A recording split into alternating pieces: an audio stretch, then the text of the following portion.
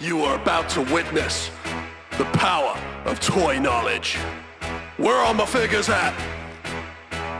Straight out of Poland, it's my homeboy Rick, classy action figure seller with a 6-inch dick, the Bruiser, in his stonking collection of action figs that he sticks in his ring. Takes solicited pics for like button clicks, everything that drips out his lips is a statistic.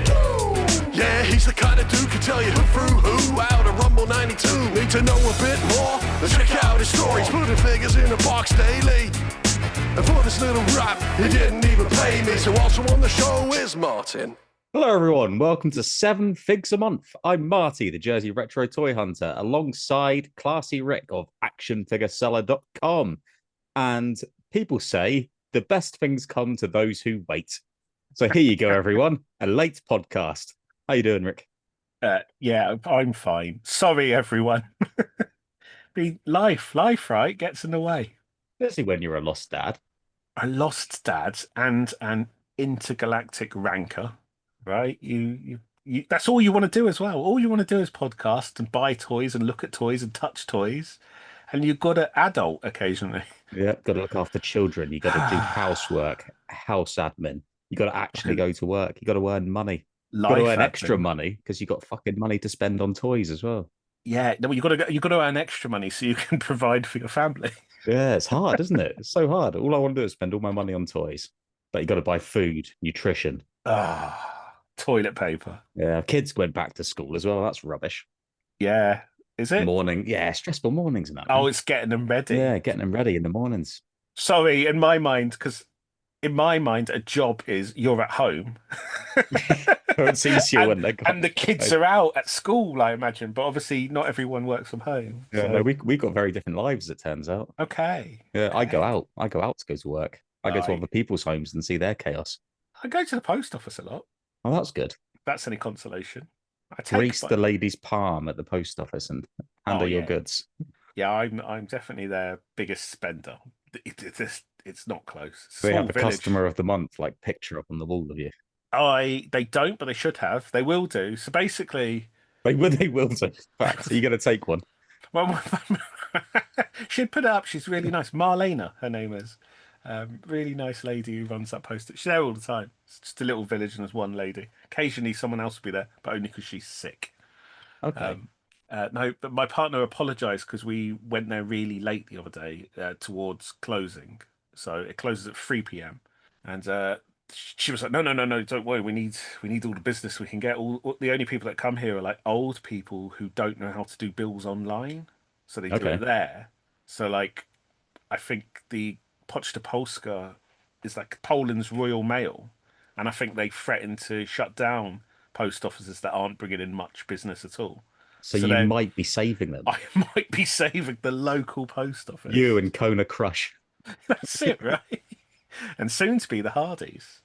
Oh man, they don't even know you're getting the Hardys in at the post office. They've got no idea what's about to come down. They don't know. I collected, and I sometimes they hand me parcels that I have to pay for that have arrived. So I collected my Mattel Legends Muta, Great Muta. Do you ever have to go to the post office, and like say your Hardy Boys all come down, the big boxes of them. You go to pick them up from there and you got to be back with these next week. Just to post them out again. The only stock that's ever gone there, and I had to collect from there stock-wise, otherwise it's always been bought here by UPS, is the big rubber guys.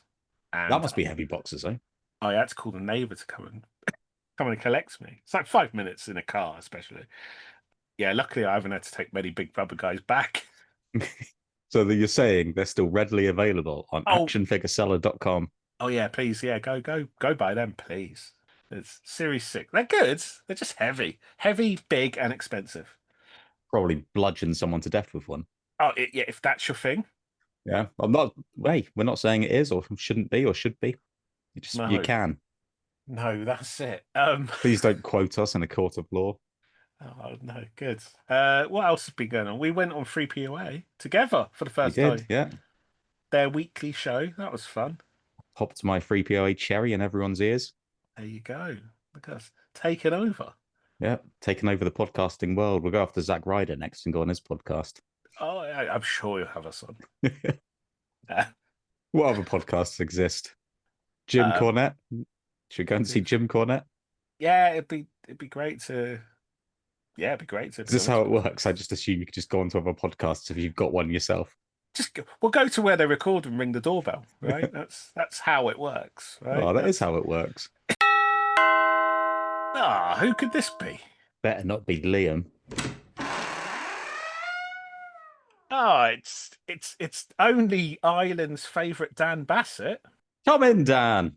There are two more Dan Bassetts in Ireland. One is a Sinn Féin councillor in Belfast, so he'd probably be more famous, but is he more favourite? Possibly not, because there'd be a whole community that wouldn't like him because of who he is. Yeah, exactly. And then there's another Dan Bassett who's a distant cousin of mine, and he seems to be doing really well in the sciences. So that's the one we wanted on. We got the wrong fucking one. We fucked it up. We got the toy Dan instead. Yeah. We got the civil servant Famo. Oh no. So we spent 4 weeks looking at WWF Hasbro's. You remember these toys, don't you? Oh, incredibly well. As in, I would have spent from the age of about 5, 6 till the age of about 11, 10, 11, 12. I was just talking to Marty about it before. I don't know when I aged out or whether it was lack of availability, lack of internet, which was soon available very quickly afterwards. Richard and I discussed this at the weekend. I didn't have the internet until I was like 25 or something. Yeah, I didn't have the internet. They had it at school and stuff, like when I was at school. So late 90s, the internet was available. Yeah, my dad had it because of work. Oh, You couldn't go buying Hasbro's off the internet though. Maybe you could, but I was 9, so I doubt couldn't. it. Yeah, maybe. 9? Yeah. What fucking year did the internet come out where you are? right? So, like, the first time I ever looked on the internet was about 10, 11. Oh, bloody hell, now I was about 15 or something. We're the same age, aren't we? My first internet spoiler was Lex Luger winning the world title on Nitro, which would have aired on TNT they aired it on Friday after the Monday, and I accidentally spoiled it with myself by, like, looking at WCW.com or whatever. Do you know what mine was? My first internet spoiler, because WWE.com used to sort of load things really slowly. So it's when you were going to find out who ran over Stone Cold. And I remember it coming, and it's coming down from the head. And I see a bit of blonde hair, and I was like, holy shit, it's fucking Jeff Jarrett. Like, he's come from WCW. Then it was just Rikishi.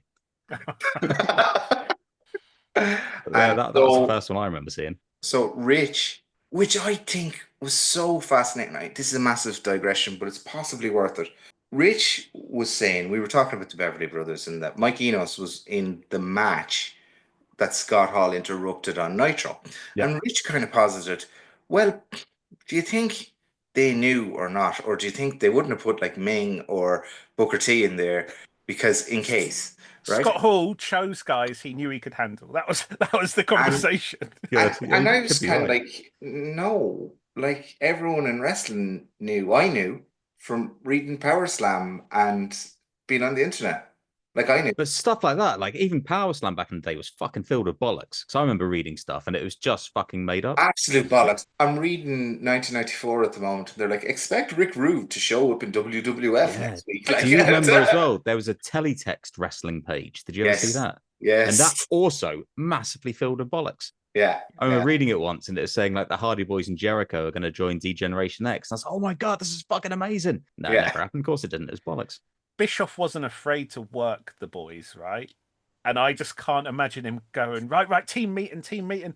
Hold on, where's Mike Enos? Make sure he's here. Do you know what I mean? He was a fucking nobody. Yeah, that pussy Mike Enos. I'd love to ask him about it. Like, because like what I mean, you two are wrestlers. You can attest to this. Like, everything must be predetermined. As in, like, it's not very professional for Classy Rick to come out during Marty's match unannounced to do an angle and get physical and work the crowd. Like, it's sort of, but like, when I book shows, I don't necessarily tell everyone everything that's going on. Everything, right? Yes, they don't have to know. Like the person in the match, maybe, but with something like that, if you don't want it getting out, I might not say anything. Yeah, and just be like, I reckon Scott Hall can take these guys, so it's fine. Because you can say to the referee, like, yeah, just tell them it's all a work. Just tell them to get out the ring now. Yeah, or something like that. they might know Zabisco something's knew. going to happen. They might get told right before they go out, but they might Yeah. not know. They were getting Much 200 grand for doing fuck all as well. I'd have got out of the ring. Like. It was an interesting discussion. I'd love to ask him about it if we can get in touch. I'm going to ask Luke, can we get in touch with him just to interview him? We've one question only. Don't care about the rest. Because don't care about your career, really. Scott Hall. Yeah. Mike Enos is Blake, and the other fellow is Bill. Mustache and no mustache. I never learned which one is Blake. And I only learned. I could not do it. I learned from Brian Tipping Jr.'s drawings yesterday. Oh, that's that one. I've been getting it wrong for years. Going to my head, I may have got it correct, but like, I've forgotten already. Blake's mustache, is he? Yes. Yeah. Okay. Yeah. He seems like more of a guy with a mustache. And you know, it was even still dodgy when they were releasing the pictures last night. I was like, "Are we absolutely fucking sir?" So I looked with Marty the other day. I don't know if it was off air, and I found out online there must have been some trading cards or something that was named the wrong way. Because I went into, I looked at, I got sent Tippy's artwork because I was putting together that presentation, and I was like, "Oh, Tippy's fucking named them wrong. I'm gonna have to edit this." And Tippy was right. Yeah, I looked at something that was wrong. Oh, that happens though, doesn't it? Do you remember the old WCW videos? Yes. Would always have things wrong, like Kurt Hennig with an N. And then the WCW Revenge had that as well. So I thought his name was Henning rather than Hennig. Yeah. I'm pretty sure I remember some trading cards, the blue border trading cards from WWF that had the Nasty Boys the wrong way round as well. Might have done. Which one of those? They'd like the 92 ones. They had like some around that sort of time. Yeah, I've been looking at those recently. I want to buy them all. Yeah, they're horny enough. They pop up on groups actually for very cheap sometimes. So yeah. I need to stop looking at things. I think just generally. I've been so good for like a month. Like I've not looked at eBay or nothing, and because I know when I will, I'll get something. Yeah, dangerous fucking game. Yeah, I'm collecting stickers. You know, the Undertaker sticker book. Oh yeah, 1994. So I got an empty one of those, and I've started collecting those. Jeez, so I'm quite far in, but I've got a fucking load of swaps. Oh, opening the packets. I haven't had any packets. I just keep buying like random lots off eBay for cheap. So I'd get like a massive pile of cards, and there'd be like 5 that I need. 70 quid down the drain and stuff like that. Yeah. And I've really considered, you know, what my adult job money is, you know, when you see like Premier League stickers, I'm like, oh, fucking get them. And there'd be no restrictions on how many fucking packets I buy. Yeah. I've tried doing it though with like fuck you, Dad ones. Like they're so expensive because there's so many. Like the wrestling ones have got like maybe 300 stickers in, right? And it's like, okay, that's quite a lot. But the Premier League ones would have like 600. Yeah, because all the squad, all extra shit things you put together. I've got a completed FIFA World Cup Brazil 2014 sticker album hardback. I ordered a hardback album from Germany at the time. Good boy. Yeah, it's good that you just got that to hand as well. I really, just hello. Oh, good. Benefit of this podcast, listeners. Rich just produced a full sticker book he purchased in hardback. And I don't know how he doesn't have ladies queuing around the door. There's none here, mate. There's none middle of nowhere.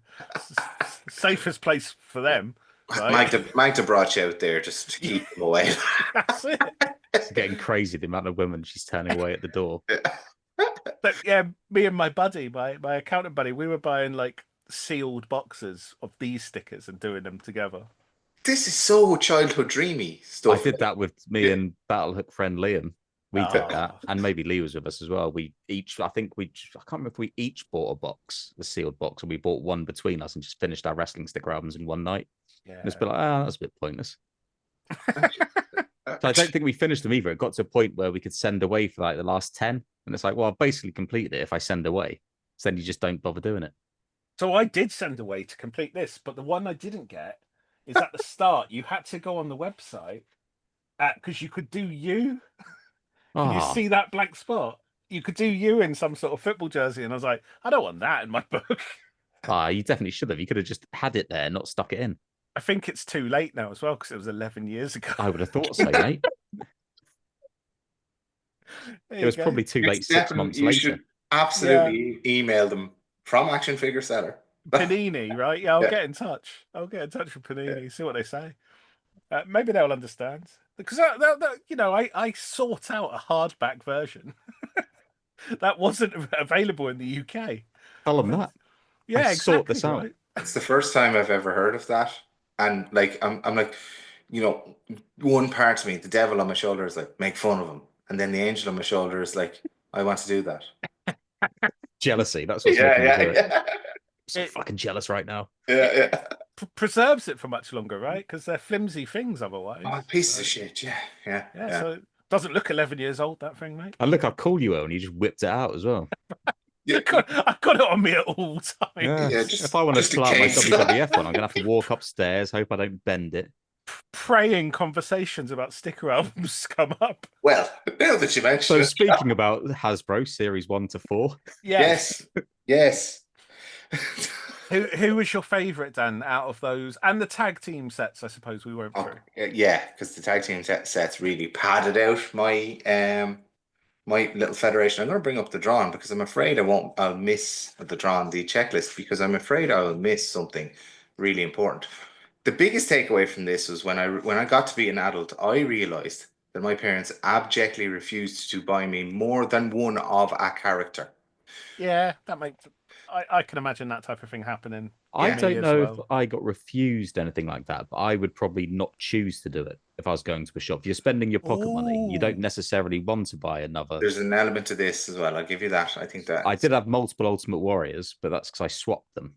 So I swapped the toy for a second Ultimate Warrior and stuff. Yes. You're So you're right. I reckon that's what took place. I reckon the option was okay. You can buy a toy today, and I'm looking at it going, I've got Hogan. It doesn't matter that this pose is better or different. I've No. got Hogan. I need someone new for my yes. Yeah. And Okay. and I think that was my dad's thinking when he was kind of dictating this as well. The only tag team pack I did not have was Demolition because I think my dad couldn't justify having two of the same figure at any point. Yeah, so you Mm. already had Axe and Smash or something. I and he didn't had want to Axe get and you. Smash, and I had the majority of Series 1. Well, I had all of Series 1, bar Andre. I think he was popular, I'm not sure. I had all of Series 1, but I didn't because the Warrior I had was Series 2. The Macho Man I had was Macho King, and the Hogan I had was Series 3, Hulkaplex. So I wasn't like, and the Beefcake I had was Series 1. Like, yeah, I'm just looking here. So there could have been that. I could be misremembering. Yeah, because any bit of money I had, I would have bought one, or anyone getting me something would have been these. Yeah.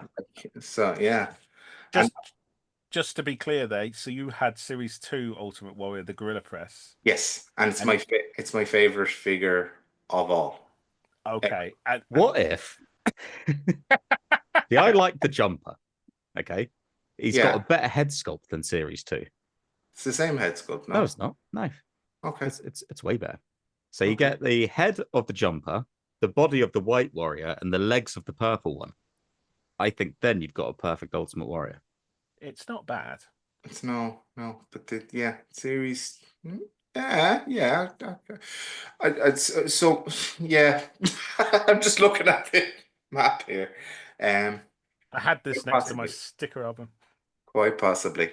Yeah. So I'm just looking right up, and I had two Series 5s, and as I was saying earlier, and I was saying to Marty, like I don't know did interest wane or availability, like those Series 6 yellows. We definitely, well, I didn't have or see. I don't recall seeing it until I was an I adult. never saw them, yeah. Yeah. Yeah, I felt like that. I mentioned it with Marty the other week, saying I'm not sure we got everything, but he theorized maybe it was so popular that they were just going quickly, which is possible. I think that may have been what happened with Andre because I have friends locally who had Andre. I never had Andre, and I never had a Brett, and I think Brett was huge here at that time. He was like anticipated. I never had a Brett. Right, so Brett's one of our favourites. Yeah. In the whole Hasbro line, Yeah. One of my something to play favourites. with. And some of the feedback we've been getting from our mates specifically, but multiples, just like we hate this head sculpt. It's dreadful. The neck, the head. And I was like, oh, I love this figure. Yeah, but we played with it though. They probably didn't play with it, so we played with it. Bret Hart was the top guy. He was our favorite after the Yes. Ultimate Warrior. Yes. So Yeah. yeah, we love the toy. It's great. Brett, Undertaker, and Andre were always missing pieces for me because I knew they existed from the back of the other ones. Oh, you didn't have the Undertaker. I did not have the Undertaker. I had the majority of everything else going backwards from there, though. Your life potentially could have been so different had you had the Undertaker. So much better. Yeah, but I'm pretty sure I made the Undertaker out of other, like I think Biker Mouse from Mars was the Undertaker. Yes. El Gigante Galoob was generally Razor Ramon because of the way his move was, and you could. Here's the question then: if you like using other toys, did you ever use the Terminator that was wearing black as Diesel, or did you not have it? I don't think I had it. Oh, that's a shame. You definitely would have. Yes, there's Biker Mouse from Mars and all that. But see, what I was doing at the time was like renting the shit out of the tapes from the late 80s. So I was more into the earlier ones as well. So yeah, like I was getting all tapes and things as well. Twin Towers were like such a big tag team in my playing times. And I only had Fat Boss Man because I didn't get Skinny Boss Man. So I don't think I saw the Twin Towers until after the year 2000. Oh really? Yeah, I don't think I saw them at all. Because I like Probably all the 80s pay-per-views were in local video shops and I rented the shit out of every single one. And then WrestleMania 4, because the video shop wouldn't get it because it was 2 tapes, became like a real ambition of mine. And I got it for my 10th or 11th birthday and then lost it or gave it to a girl or something when I was 16. Oh, Yeah. terrible choice, mate. Yeah, these things happen. I've still got all of them still in the loft. I've started buying them on eBay. You can get them for nothing. Like, Don't tell me that. I want to know they're worth loads of money. I've got all of them. They are, mate. Thank you. Loads of money. They might be worth something in like real pristine condition. The reason I bought them was to sort of make a little display in my attic because like I'm not going to watch them. I can watch them on TV anytime I want. And better quality. You can see who everyone is. Is to make a little display of them. Yeah, they look good on display. Yeah. And I had all the tag teams, and I love the tag teams. They really padded out the thing. Weird thing is, though, for years, even when I saw him on TV, which I would have seen him in New Japan, WCW, and WWF, is Hawk, I thought was small until I grew up and realized he was fucking massive. Yeah. Because he was a jumper. I thought they were small, the small guys, because Coco was small, the Rockers were small, quote unquote, when they were actually just normal and everyone else was fucking huge. So I thought Hawk was small until I was an adult and just looked at him one day and went, wait, no, he wasn't small. Yeah. That's interesting. As a child, you'd normally think everyone's massive. Yes. Literally judging him by a tiny toy. By this guy jumps. Because it was a jumper. And it made sense to do your Doomsday device, but that was irrelevant because I pigeonholed the jumpers into they're the high flyers, small guys. Yeah, I couldn't do. I didn't like Hawk and Animal. Really? Yeah. No, as wrestlers, love them. Yeah. Toys, I might have been okay with them at the time because they were so larger than life. But yeah, as an adult, I'm not a fan of those figures. Really? I don't know. Is it nostalgia? Is it not? Like, but I really love them. And then Matt Maniacs brought some out recently enough, and I really loved them because you could remove the pads. Yeah, well, that's the important bit. If you could remove those pads, I'd be super stoked about it. Yes, yeah. Do you have any memory of who you had as your champion? Who wore that Hasbro title? Because I assume you had the ring, right? Yeah, so this is unfortunate. This is another Scott Hall invading Nitro. I had 6 Galoobs my dad bought in London on a work trip. Yeah. And they were obviously in the Fred because they're the same size, so it's fair. Ric Flair a lot was the champion. So was Dustin Rhodes with his jacket on. You had a Galoob as the WWF Hasbro World Champion. Yeah. Wow. Yeah. And Warrior definitely had a few runs. Hulkaplex certainly had a few runs. Would it have been at the time with Ric Flair then when he was the WWF champion? Yeah, absolutely. Because that was my Ric Flair and I wasn't going to get another one. Well, the other one didn't come out till later anyway, did it? So he was he'd probably left WWF by the time that Hasbro came out. That's it. And I've a kind of a childhood memory of Hasbro's is one Christmas morning, I was 7 or 8. I came down. It wasn't morning; it was nighttime. It was really late at night, and my dad was drinking beer in front of the telly, but he'd left all the stuff out. And I was like, "What? What's this?" And I remember Honky Tonk Man, Superfly, and Axe, mint on card. And I was like, "What?" And he was like, "Santa's been already." I fell asleep. I fell asleep, and look, I took that. I was young, okay, but yeah, for some reason, Superfly, I really remember getting, and how cool I thought he was until the stuff. He's Just still a adds to the cool legacy, Yeah, mate. Yeah, it's more dangerous. He should have been a heel.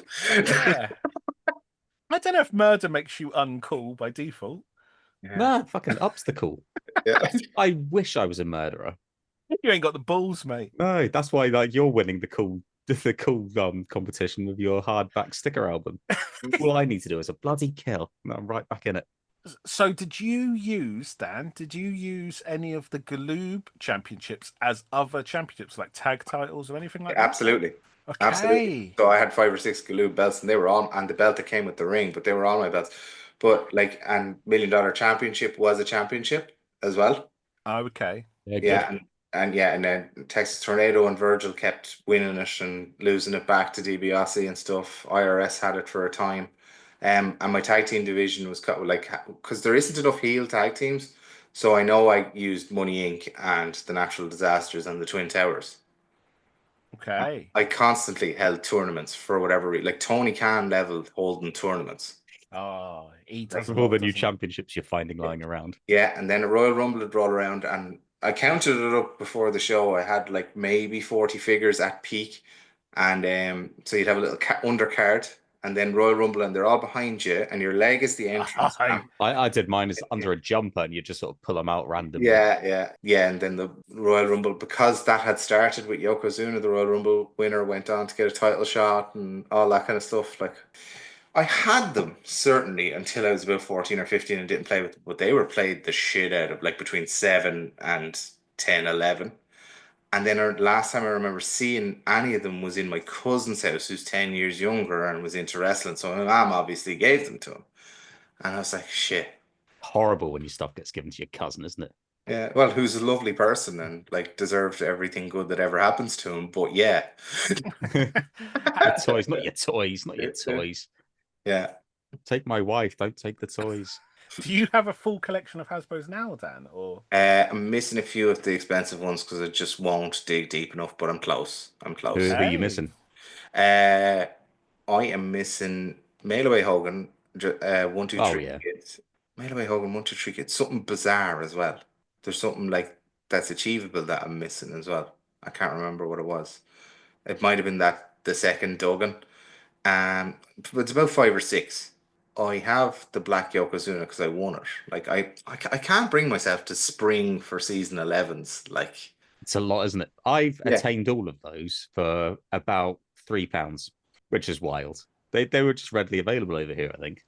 So people bought them and then yeah, just and you left see, them. and I've no recollection of anything being available after season 5. And the only season 5s I had was Matador and Skinner. I'd no others. But I've no recollection of them being available. It doesn't mean they weren't. It just means either interest waned, they weren't locally available, weren't easily available.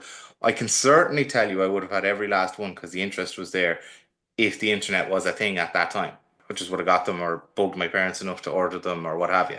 But they were expensive. I remember being a kid. I asked my mom if we can get a town so I can get a Papa Shungo. She was like, yeah, we can go and get that. So I was like, oh, brilliant. Then it wasn't there. And I just came home and cried all day. I didn't get my Papa Shungo. there was no other Hasbros. I don't think so. I just really wanted Papa Shungo. Oh, wow. I think I just really wanted a Papa Shungo and I couldn't get it. I never owned him. Over here. Never owned him. Oh, mate. So would you say this is your favourite line of toys ever, the WWF Hasbro? It's not close. It's not close. Like Jamie and Callum talk about toy business. And I'm like, oh yeah, they're cool. And then it just starts on out. And Jacks and stuff. Yeah, it's crazy. We'll get them. We keep getting you on for these sort of lines, but I'll get Jamie on. Yeah. I'll get Jamie on for like the Titantron line. Oh, you gotta get Callum on for some of the Jack stuff. Oh yeah. Shout at us because Rey Mysterio. Yeah. Well, we got loads of Jacks though in the day as well. Like, So yeah, no, it's not even close how much of a favorite it is, and how much like even nostalgia and just getting these things, and even the things in the scale, and people moan about how they're not Hasbro enough, they're too like real things, they're too like, but like I just love them all. I even love some of the grapplers and gimmicks who I give so much shit to. I love getting anything in this scale. It's lovely. I love ripping it off the card. It brings you straight back. Yeah, Absolutely, yeah. it shows how much this entire line meant to everyone that there are like 9 or 10 Yeah. Hasbro style companies. And right? every time one comes up, you see a load of comments going, there's too many. Well, how about don't buy them? That's okay. That's your choice. Yeah, Yeah. I used to want to get all of them. So that stopped quite fucking quick. Yeah, well, you wouldn't. I don't know anyone, including people I know that would be doing well, that would be able to afford to keep up with every bit of thing that comes out. I know a few Far people too that many. I know a few people that try to, and I would be concerned for their welfare. Yeah, but it's human nature though, right? So you love the Hasbros, and then you do want everything. Yeah, yeah. I was so excited for like Nick Aldis fucking repaints, and they're shit. And I was so excited for them. Yeah, that Nick Aldis, because it was like the first, Yeah, right? When the yeah. retros went away, I've got like fond memories of getting it, and so I don't hate 100%. that figure. No, It's not a great figure, but I don't hate it. I think it's no, fine. It's sort of it had a quirkiness to it and a charm, and then you line it up with everything that's been released, and sure, it doesn't look great, but I didn't dislike it. Chella did far worse figures than that Nick Aldis, as far as I'm concerned. 100%. I prefer that Nick Aldis to Stevie Richards. Yeah, Stevie Richards is proper bad. Like, it just And doesn't really seem to fit in. I don't like that. and how this kind of industry is, or industry, well, I suppose it is, yeah. And some people make their living from it, yeah.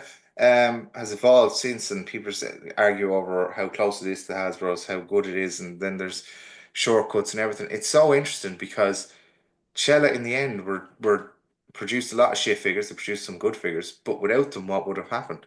So, But like, that's probably more Hasbro though, because Hasbro produced some shit figures and produced some good figures.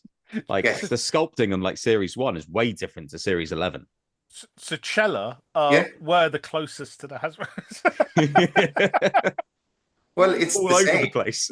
Yeah. It's the series sculpting on Series 1 is the same as Series 11. What, on Hasbro's? Yes, because it's a lot of the same parts. So straight away you Oh see, yeah, but like the faces and stuff. oh, they're dog If you, shit. if Yeah, you look at yeah, Billy Gunn, awful. You look at Hulk Hogan Series 1, phenomenal. yeah, yeah. They all fit together, like, and then yeah, you can see as it went on, like the They just last, got lazy and probably just trying to make money, right? That's all it yeah, is. the last new Oh thing yeah.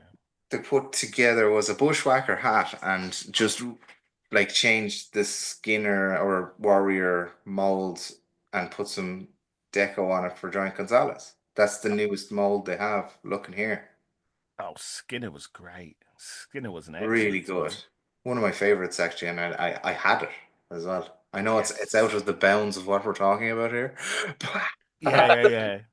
like I would say if you want to get someone to talk about series 5 to 11, get like a Hasbro reseller or one of the lads from the HWO or something. Yeah. Yeah, we're going to offer it out to a few different people just to have some voices on and stuff. But We yeah, have to get there first, though. We got to have yeah, a break from the Hasbros after this. yeah. With Another note on this was the accessories were so cool, and I lost every last one of them so quickly. Your guitars, your helmets. Well, I didn't get helmets because I didn't get the tag team.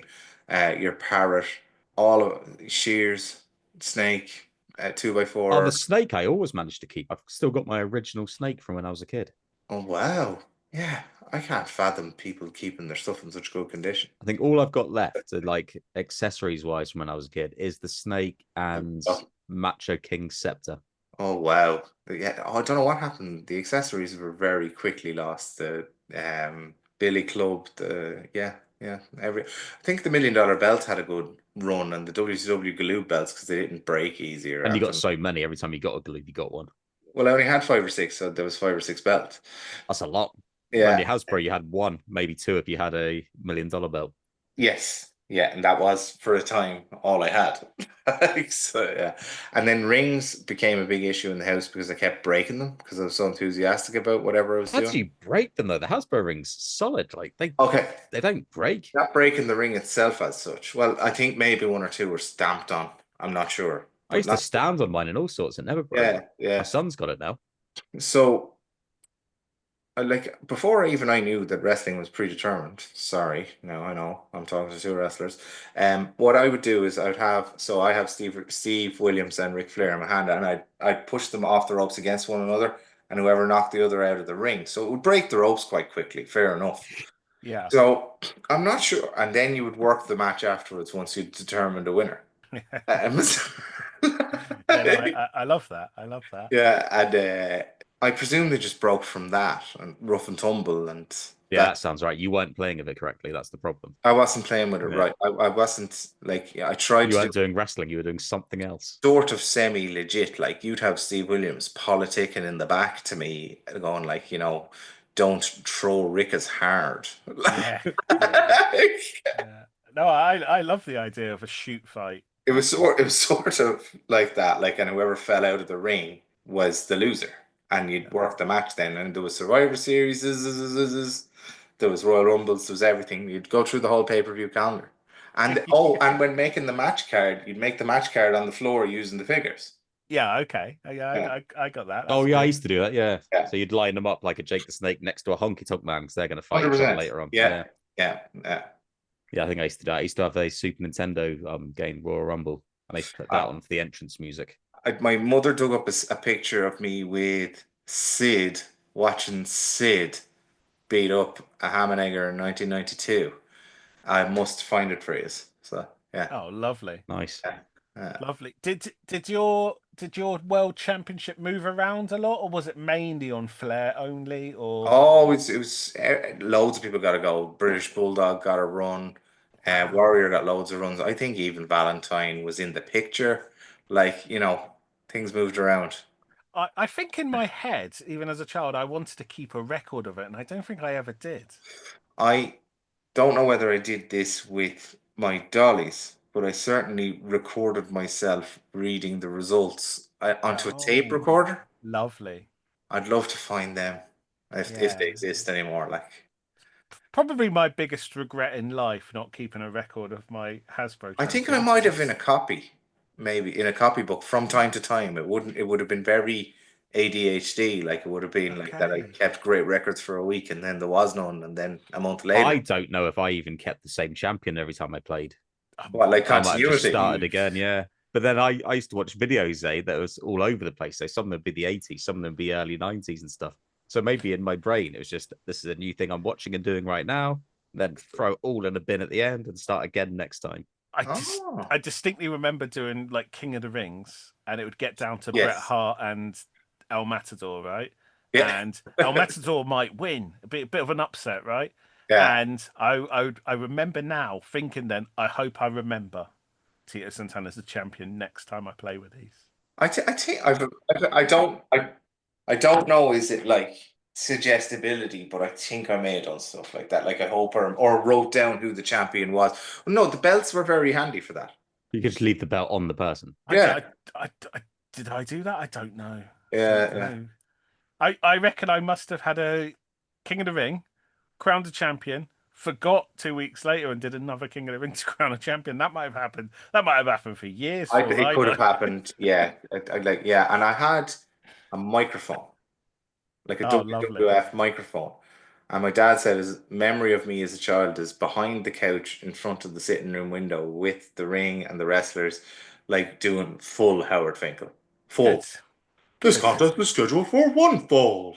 Like, yeah, And fantastic. There yeah, you go. yeah, yeah. Properly I playing with feel it. like I was really boring toy player now, just sat on my own in the basement, just Oh. with a ring, a bunch of figures, and What's just me. changed? I'm not in And the basement. I think I did this, but I can't say for sure. But there's some lingering memory is that if I had a video of someone's entrance at a pay-per-view or something, I would like bring it to that point in the video and say Hacksaw was coming out. I'd play so he'd get music. Yeah, solid. Yeah.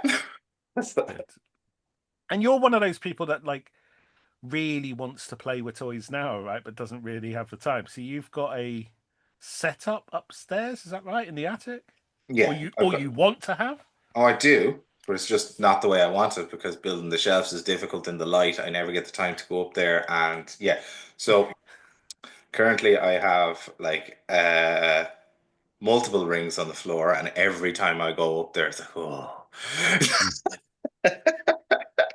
We'll sit down and have a play, and like I go up there and take a lot of pictures and post them on Instagram and stuff. But like, yeah, and then the little ring guards from you actually for Action Oh, Figure yeah. Seller, cheap plug, still has them, I think.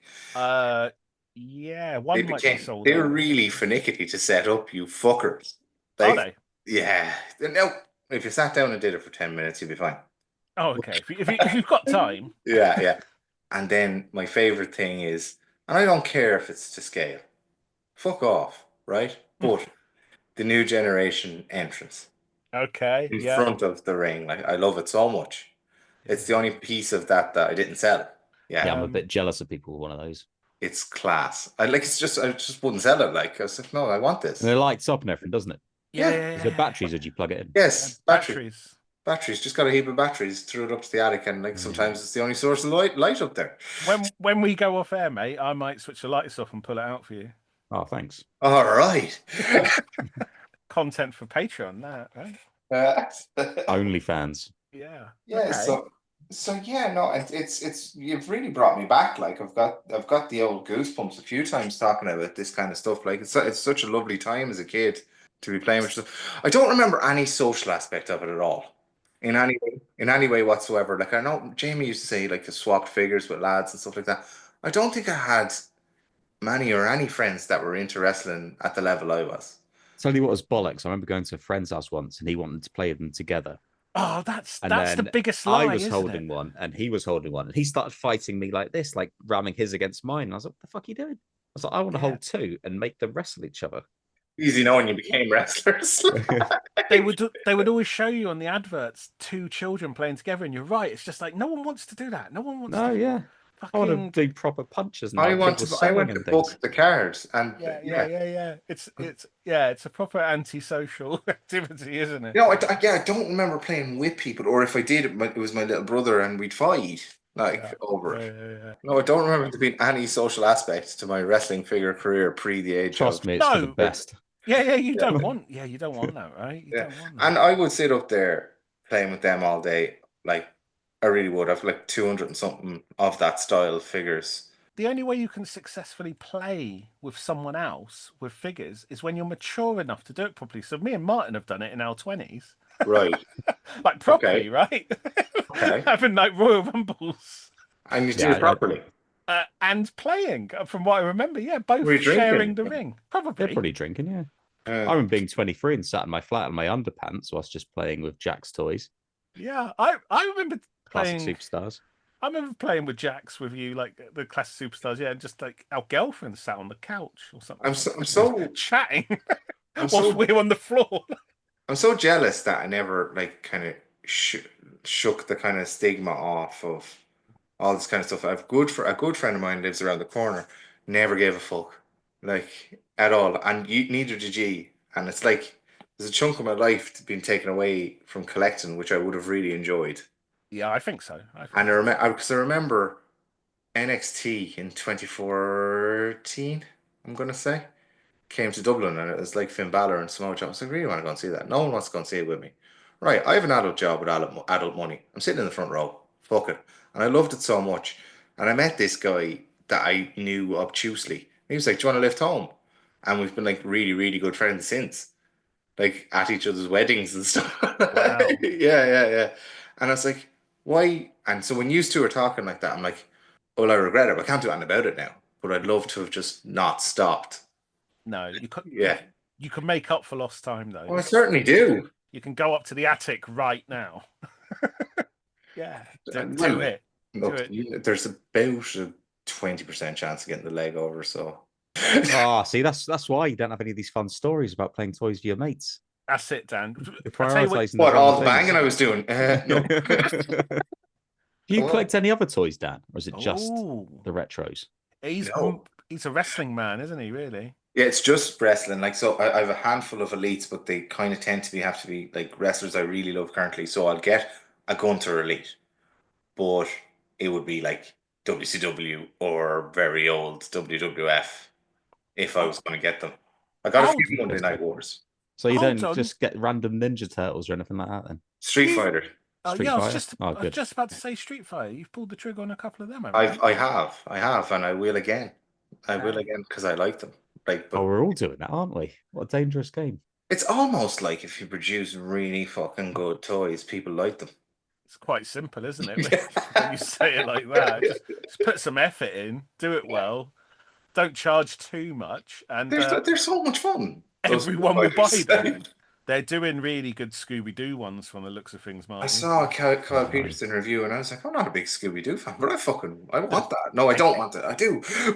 I'm the same, no interest, and I think one of the molds is like a mask being pulled off. It just looks good. Yeah, Yeah. hey, not bothered, and it's just again a company that looks like they're doing stuff very well. So Yeah. that piques your interest. So yeah, that's a lesson, right? There's something there. And because I'm such a completist, sometimes I deliberately don't dive in. Yeah. What I mean by that was I was actually reading an article in the paper, like a good old man, about a fella who had 20,000 Simpsons collectibles, and I was like, Brilliant. yeah, Legend. and if I had one, I would have 100 of, and you just never be off eBay, and you'd be trying to get the deal or trying to find something specific, and it would just be, so I just don't. Well, Simpsons is a great example. That's Yeah. specifically why I'm staying away from those jacks. Yeah. Simpsons. Just The reason know- I'm getting into the Jacks is because I want them to do fucking loads and I want to get all Yeah. of them. I want to have like a whole Springfield of toys. Oh, you've got to get fucking Unky Herb. You got to get fucking go right down into it. Like, yeah. Good. Ah, it's like therapy, isn't it? Manjula has a beam of battle on, and the children. No, I'm going up to series 10. Yeah. So they can fuck off. This is a bit like an AA meeting if it was held in a pub. Sort of, yeah. So talking through our problems, but getting way too excited about it. It'd be good if we were doing this live in a toy shop. Do you know if I had loads of money, I'd just have all this shit. That's what I'd spend on. And Emma would be like, can we get a car? Well, whoops. Well, the issue is, right, so without loads of money, we still have all this shit. Unbelievable. That's the problem. Yeah. Okay. I've quite the Macho Man collection in all different types. But like since he got licensed everywhere, I've not been able to keep up. Like with a lot of his older elites, and I have his LJN, his big rubber guy, stuff like that. So No pressure, but do you think you'll pull the trigger on the reaction style from FC Toys or not? Do you think you'll stay away from? If I get any of them, it'll be that one. Okay. Yeah. Because I do like it, but then I get this temptation then to get them all, and I'm like, Yeah. It's a problem, isn't it? Yeah. I was looking at two Effies that are so slightly one shade color, different jacket to the other, and I was like, what the fuck am I doing? Like at least the Colt Cabana is three different, distinctively different outfits. That's fine. Chelsea Green is two distinctively different outfits. I know they're repaints, but still. Yeah. And you're a loose collector, right? So you don't care. So one of the benefits of those toys, I suppose, is FC Toys has put effort into doing different cards for each one. But if you bin the cards, you don't care about that, right? Correct. Well, actually, both of you just I've throw got 200 retro backing cards on eBay for €50 if anyone wants them. So there you go. I throw mine in the bin. And for how long it's taken me to arrange them, sort them, reduce the price, you're better off. It's just the space, isn't it? You know, when you keep buying loads of stuff, it's like, I just need to make some space. And it's like, you've got this big box of backing cards and the plastic still. This must be lovely. This must be music to Richard's ears. Like, he put so much effort into these backing cards. Good. The shit bit. Just chuck it. And just, I fuck it in the bin. And you know what? And for the benefit of the audio listener, I throw it in the bin and then I give it the middle finger. And just then send that photo. Yeah. over to Yeah. Rick. Tell Luke and Kate that they could save some money because people just throw all the shit in the bin. No, I think people love them. It's just you're talking to two exceptions. Yeah, I know. I like to a point, and I'm not blowing bubbles up your arse. I've no huge interest in doing that. No offense, Oh, but the second Nasty Boys card, so it's the one that looks like their T-shirts. For the benefit of the listener, again, is probably my favorite backing card of a retro Hasbro anything ever. Marty made a point of mentioning that one in a message to me. No, He's it's never mentioned cards before, I don't think. no, and like I'm never nice either. No, no, and he's a dick. Generally, it's just a fucking like cards aren't my bag, but like if you're asking me what I think of it, and like obviously we're doing the reveal show, so you have to put your best foot forward. But when I saw those last night, particularly the orange and the duck eggy teal, they're they're so much. Yeah, I like that. I like that sort of problem solving, right? Yeah, Of like, what's the best way to do this in my eyes, and then the eyes of Luke and Kate, right?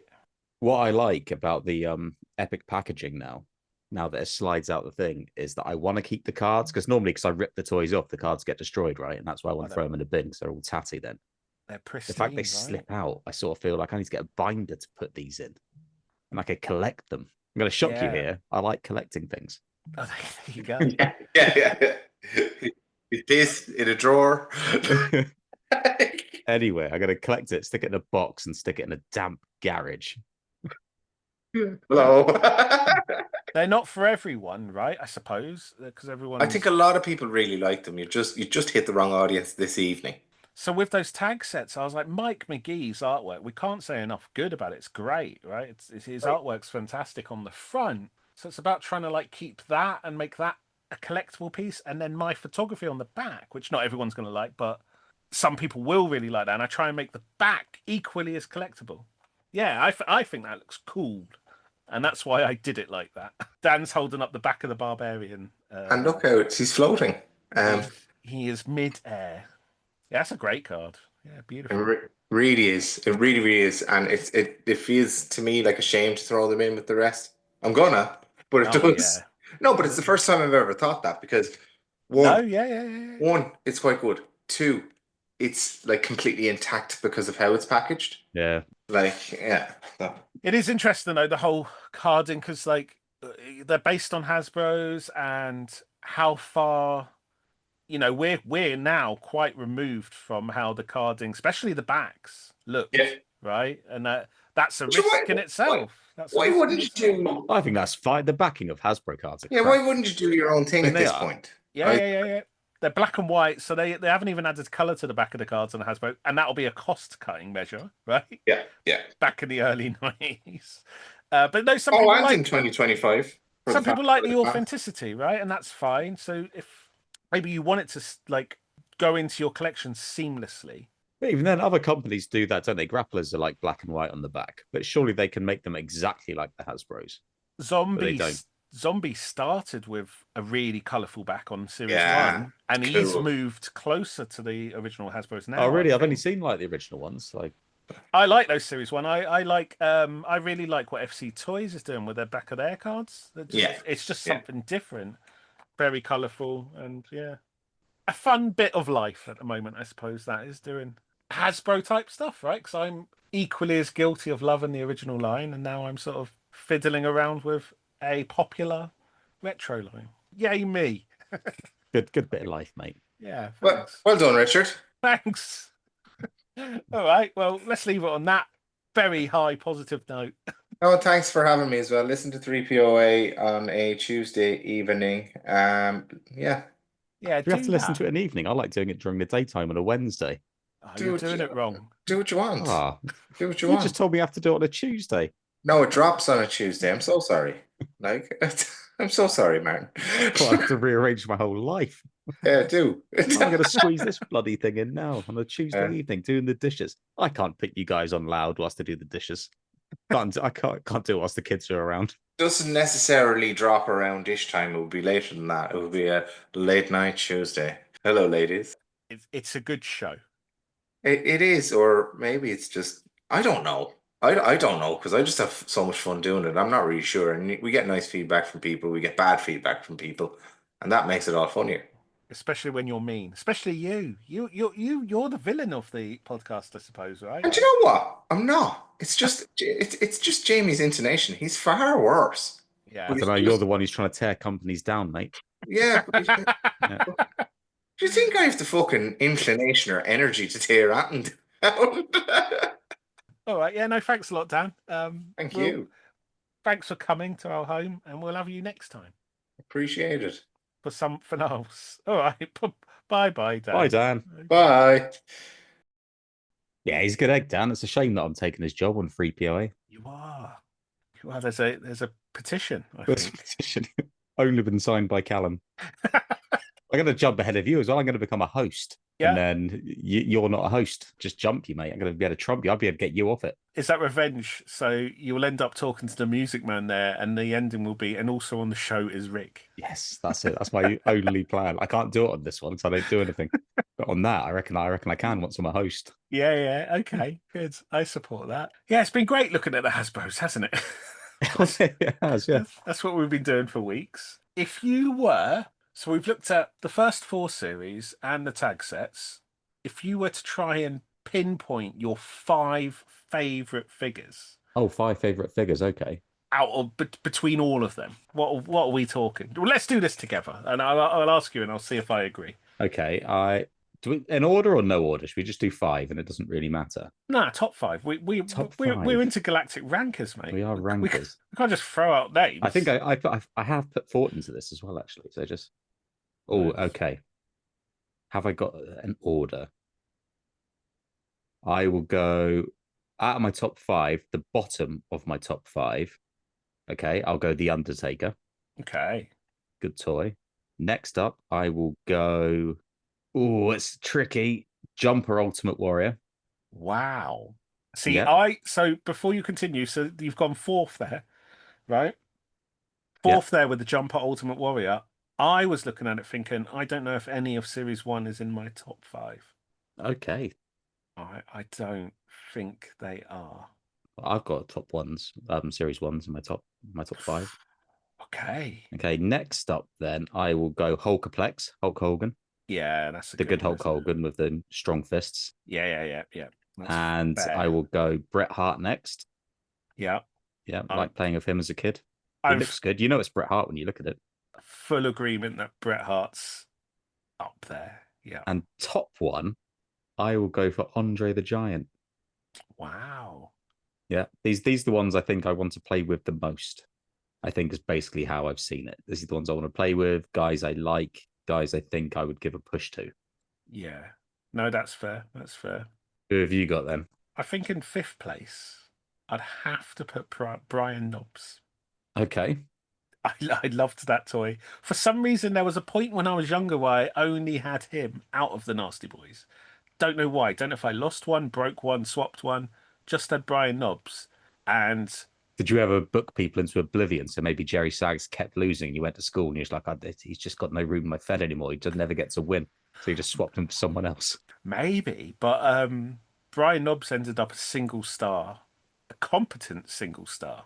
So yeah, he's getting the 5th spot. It's interesting that you would do that as well, because I remember years and years ago we were playing Legends of Wrestling 2, and I think you were only ever Jerry Sags.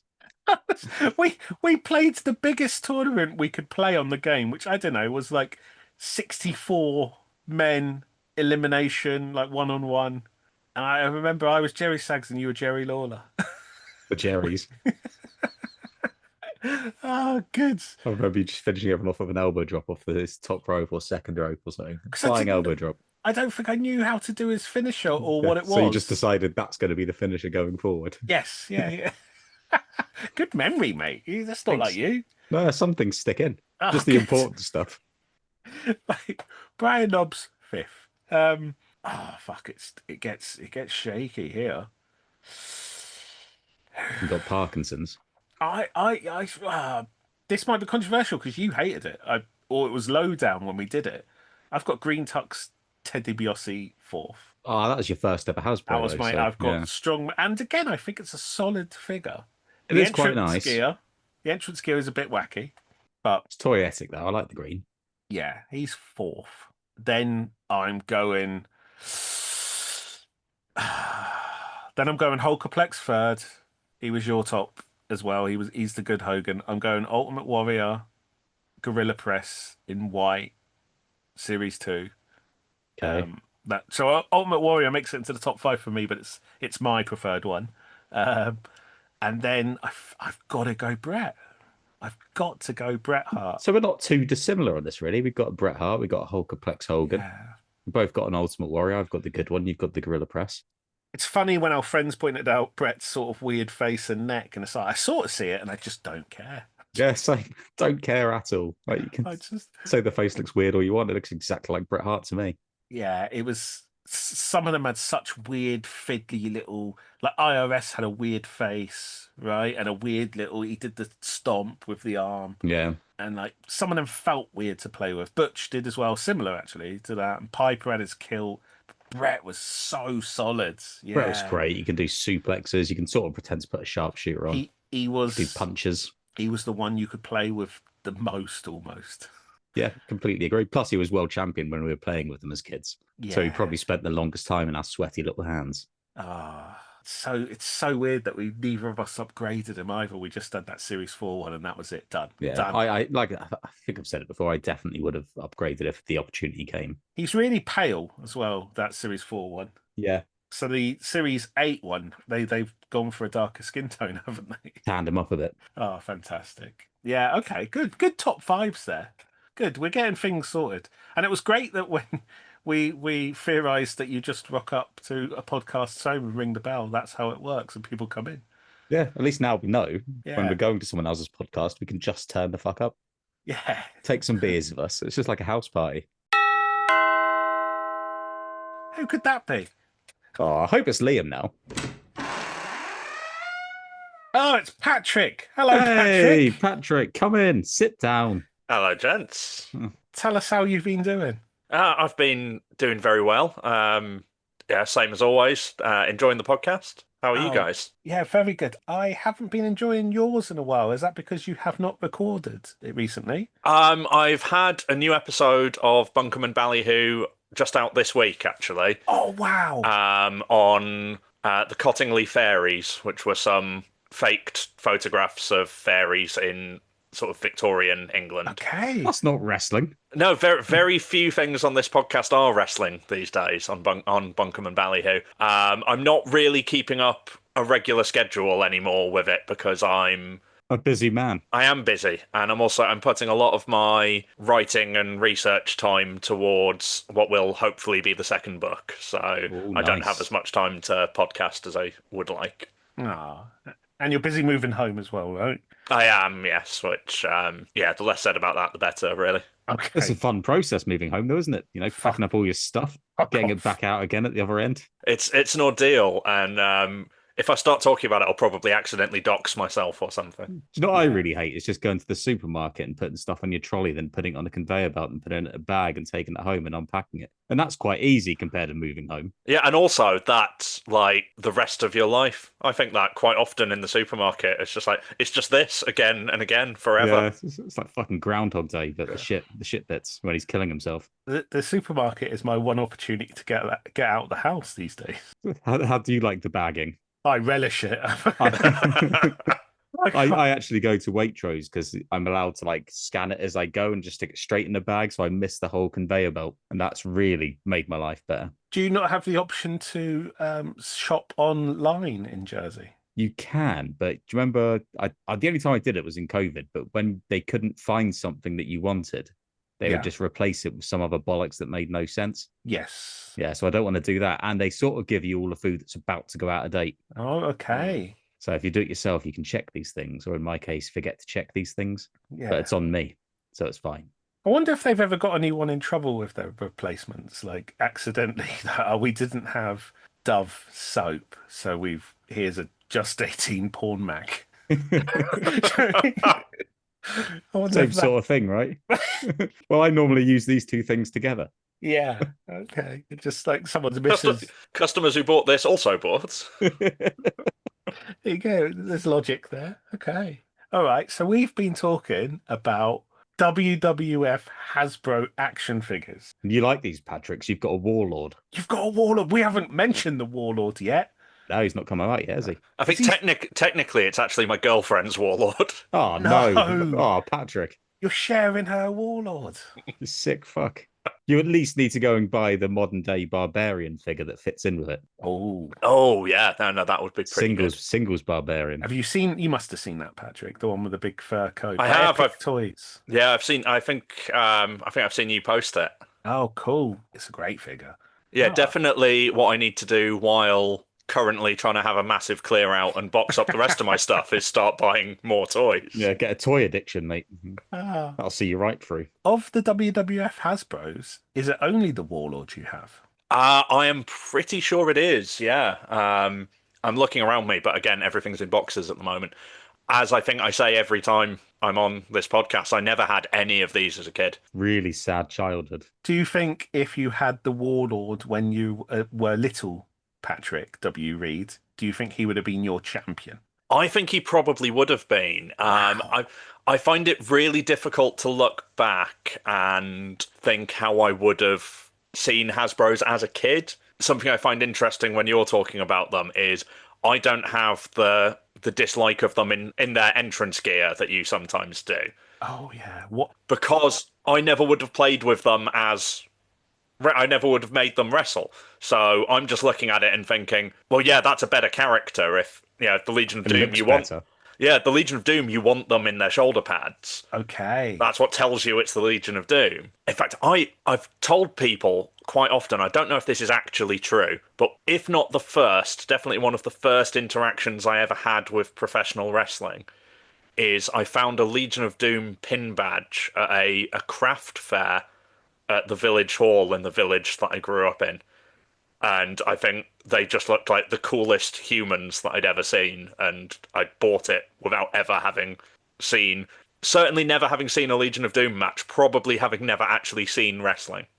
So did someone explain to you they were wrestlers, and then you said, "Tell me more about wrestling." And then ever since that day, you have never stopped learning about wrestling. I think that process must have happened, but everyone else in my family hated wrestling, so I don't know who would have given me that direction. Yeah, it's a pretty solid way to live, that, isn't it? Yeah, I did that too. It's still in my house now. I'm the only one who likes wrestling. Some things never change. Oh no, I think my son, he's only 2. But he started really enjoying the action figures. He doesn't know what he's doing with them, but I'm sure he doesn't know what they are. But he's. Do you not put, when he's got them in his hands? Do you not go and put some WWF on just to show him some old stuff, just to see if he gets interested in the slightest? So he loves. I don't know if he realizes, but he's got a Hasbro Earthquake that he keeps on rocking around with, and a Mattel Elite Earthquake. So I tried to show him Earthquake, and he just sort of had a fit. Did he freak out that one of his toys got really big? It turned into a real thing. I don't know if he knows it's the same person. Oh, maybe the likeness isn't very good then. That's how you can tell. Yeah, but I fully agree with Legion of Doom being the coolest looking men ever. By the way, just to go back to that. To bring it back to the Warlord, I'm looking at it now, and it's got the silver eye thing. Yes, and again, he looks like he would be like an end of level boss on a beat 'em up. I think that's what draws me to a wrestler of that era. So I had that Warlord when I was younger, and his finisher move was he would do like a loaded headbutt, right? Like an illegal headbutt with that metal mask, and get the win. That would be his finisher move. That's how I played with him. Marty, how did you play with him? I created his Warlord staff, so I had a big nail. It was probably like a 5-inch nail, and I had a bit of foam that I cut out to a black W and stuck that on it. Wow! And he sort of balanced it in between his grippy fingers. That's great. Open hand. You were so creative. I did no real customizing to the actual figures. I did try and make an IRS out of cardboard once. Just sticking loads Was that of the beginning layers. and end of any customizing you ever did? It's like, this is terrible. I'm really bad at this. I will never customize again. I remember quite enjoying it for 1 week. I think this is going to not help the tragic childhood with no Hasbro's accusations, but I think me and my brother used to just invent wrestlers, draw pictures of them, and then have wrestling matches as the characters we'd just made up, who were always just someone ripped off from the WWF or a comic book with the name changed. Oh, brilliant. And then we had to stop because I got speared off the top of my bunk bed and landed on a load of mask toys. Wow. Did you break them? Did you break yourself? Is this why you've got problems? I think they did more damage to me than I did to them. They were pretty heavy duty. Poor Patrick's spine. So you were somewhat of a wrestling fan, but you had no wrestling figures, but you had a load of mask figures. I was having a conversation last time I saw my brother about off the back of your podcast, about what toys we had, what action figures we would have had. Because we had, I told Marty last time I saw him, the Evil Eye Benedict. Evil Eye Benedict, that's right, from Last Action Hero. Good choice. And neither of us can remember having any other toy from that range. Just a man in a suit. So we just had Charles Dance in a suit with weird eyes. You could have used him as the $1 Million Man. Yes. Ranked number 1 on that episode, by the way. Good, well, deservedly. Yeah. So we asked our mum if she had any idea how we came to have a Last Action Hero, just because I can't imagine as a kid seeing that one in the shop and pulling it out and thinking, yes, that's what I want. And she couldn't remember, but thought the most likely thing is she found it funny. Hey. That's a solid reason, though. Mum's just getting a bit of a kick out of it. Like, absolutely. Yeah. But for the most part, until the sort of 97 Star Wars toys came out, most of the action figures that I can remember having would have been hand-me-downs from my older brothers or old stuff bought in car boot sales. So just a grab bag of stuff that I never really knew where it had come from. I think I had some Masters of the Universe stuff for years before I knew that's what they were. I had a load. You sort of make up what they're doing anyway, then, don't you? Yeah. I had a load of like the Ghostbusters ghosts where it's like a postman that opens up, yes. or the granny with an eyeball Classic, and a big mouth. Yeah, we had those. I wouldn't have been able to tell you that they were Ghostbusters. Yeah, How did you play with them? I have no idea. They're just sort of there, just holding them occasionally. But also, I think because I'm a couple of years younger than you guys, the time period that I was growing up in, when you get more kind of mid-90s, was really all about collectibles more than action figures, from what I remember. So that's when you start getting Pogs and Monster in My Pocket and mini Boglins and things where it's just about having to buy all of them rather than figures that you pay with. Yeah, the Monster in My Pocket, and then there was Monster Wrestlers after that. I had all of them. But they were just little static guys. Like, you couldn't do anything with them. Did you guys see the display? The display for the Monster in My Pocket was like a mountain of little squares cut out. Did you have that? No, I never had that. I had the ring, though, for the Monster Wrestlers. I think it was the base was sort of made of skulls. That sounds great. I'll have to find an image. Maybe I'm making this. I feel like that's a real thing. You didn't just draw it on a piece of cardboard. No, and then land on all my mask figures. All right, well, Patrick, it's great. It's been great having you. We'll speak next time. No, obviously you're a well-read historian of wrestling and an accomplished author, and it's good to run things by you. And this time we thought we'd do it a little bit differently. And it's easy as a human to make mistakes and sort of misremember things, you know, the sort of Mandarin effects we talk about. So we're going to play a game of Patrick versus AI. Okay. And I have 5 questions based loosely on stuff that's come up. And we're going to see if your memory is as good as what definitely took place based on Google AI overview. So I suppose if you get 3 things out of the 5 questions, maybe you can win a prize. And if I don't, does that mean I've failed the Turing test? That I haven't convinced you that I'm not a computer? Is that how it works? It just means your book's probably wrong. Well, we can't. Yeah. Completely Reputation's incorrect. on the line here, mate. Yeah. Look, we can't dispute how accurate. You know, for decades now, people have asked Google questions. They haven't asked Patrick questions. So I'm going to tend to side with Google here every time. So we'll start off with a very simple one. This is Hasbro related. And I've got screenshots of all of these as proof. So this isn't me bullshitting, right? This is all genuine. This is a nice, simple one, an easy one to get going. And AI overview gives me this wording. There were a large number of WWF Hasbro action figures released between 1990 and 1995, with sources listing over how many figures do you reckon they say there, Patrick? Oh God. Do you know how many figures were in the Hasbro line, roughly, or not? No, not so I have absolutely no idea. So I both don't know the right answer, nor do I know what Google's mad wrong answer is going to Well, it's not necessarily mad. Or maybe they've got it right. Yeah. But it's equally likely that Google AI has just pulled the first number it could find from an article that mentions Hasbro's. Yeah. I have absolutely no idea. I'm going to say Google says 45. Okay, so this says, with sources listing over 128 figures in the main line series alone. Marty, what do you think of that number? I think it's too high. I think it's about 99 to 104. I think 99 is accurate. Yeah. So they've added 29 extra figures in the main line, but it also says plus many other figures across smaller collections like the 12-inch and Hall of Fame lines. Oh, wow. Okay, that's a lie.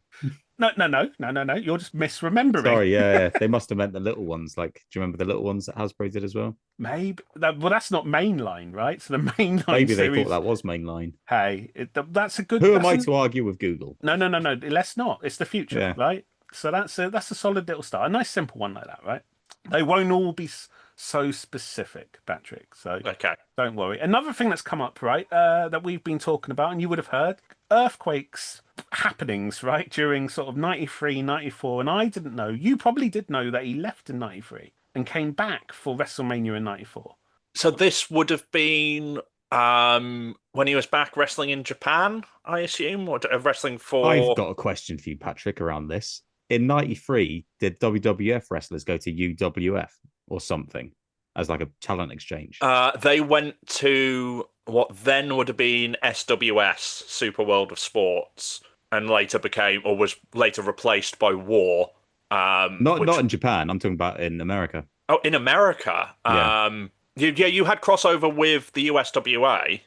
Could be that I'm thinking of, yeah. So, like, while Brett was feuding with Jerry Lawler, they were also doing that feud in Memphis, but with Lawler as the babyface. That's really good, some of that stuff. Yeah, there's some great stuff there. They also sent... Luger did some matches down there. There's a Giant Gonzalez match from Memphis. I think Tatanka as well was working as a heel there, where he's babyface in WWF. There used to be... I doubt it's still there because this is years ago. Amazon Prime used to have a compilation of USWA stuff, and there was a whole set of WWF guys in USWA on there. Yeah, so I'm wondering if sometimes when someone goes missing off TV and people think they left and come back, they maybe have just gone there for a bit. And then... Potentially, yeah. Although I think in Earthquake's case, he would. I'm pretty sure that was him wrestling in Japan again. Though whether he was doing that independently or still under contract, I don't know, because he would have been working for Tenryu's company, who were working with the WWF anyway. Like, they did crossover shows around that time. Yeah, because it'd be mad if he did leave and they brought him back and then did nothing with him. Well, I was shocked finding out he was in and out, and I was really confused as to why he squashed Adam Bomb at WrestleMania 10 and then disappeared again, right? Pretty much. And I thought WWF would have been investing in Adam Bomb. Right, so the question I asked Google is, why did Earthquake beat Adam Bomb so fast at WrestleMania 10? Do you want to hazard a guess as to why that was, or do you want to explain what it was? I genuinely don't know. My guess would be, I'm trying to think if the timeline matches up, would be that they brought Earthquake in, potentially looking to sort of heat him back up to lose to Yokozuna, and that feud just wasn't as big as they maybe thought it could have been. I can't remember, though, if the Adam Bomb match is before or after the sumo match that he had with Yoko.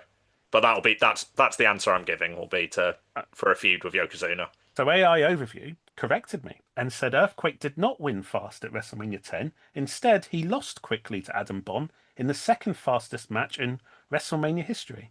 A result that was part of the show of shows booking to show momentum for Bomb after defeating Earthquake. And I was confused because I remembered it differently. Mandarin effect, mate. Fucking Google gaslighting me to the point where I went back and watched the fucking match today because I was like, hold on, I can't believe I forgot what happened. No. I can't explain because Google's right. So I don't know why people have made fake videos of Earthquake squashing Adam Bomb. I don't think it is the second shortest match at WrestleMania either. Wild though, right? So I've asked it like a question of a factual thing, and it's like, no, you're mistaken. Fuck you. I was doing some research the other day, and you know the Magistral Cradle. Yeah. So that's also known as La Casita because it was invented by Pepe Casas, and I know a lot of commentators prefer to call it La Casita in sort of tribute to the family that still use it. And I've never known where the name Magistral Cradle came from. So I Googled some question around what the difference between them is or what the background was. And the full answer I got from Google, I've got in front of me now, and says, Magistral and La Casita are different things. Magistral is a wrestling move, while La Casita is a Mediterranean tapas restaurant in Streatham. Followed up by, next sentence, La Magistral is also the name for a specific wrestling hold, which is also known as the Casita. It's good, isn't it? It's good. It's good that it didn't answer my question, told me I was wrong, and then just reworded my question back at me as a statement. Yeah. For the longest time, we've sort of trusted Google to give us answers, right? And it turns out they've just been winging it all along. And this is wild. This is wild to see happen in real time. And as I say, none of this is a joke. This is all, I've screenshotted all of this, and it's just madness. This is the future. We're fucked. We're fucked. And this is all, as I say, this is all fun and games. But like, if I end up typing in, "Oh, my son's got a fever. What should I do?" and Google's like, "I don't know, 40 painkillers and a bottle of vodka." Like, all right, well, I'm not going to argue with Google. Do you know what I mean? I read an article the other day about a journalist who was getting death threats because if you put his name into Google, it says that he's a paedophile. Because they've really misunderstood an article he wrote about a convicted paedophile and assigned his name to the crimes. Fucking hell. It's like Minority Report. We're doomed. But yeah, this is all fun and games though. So you've got to get something from the next 3 questions to win the prize, or have your book ruled obsolete, I suppose, Patrick. Yeah, I'll have them all pulped. Right. The next question is based on mine and Martin's favourite wrestling tag team ever, the Dream Team. Right, and this was fun. This was simple. I just asked, because Martin doesn't really like them, and I do.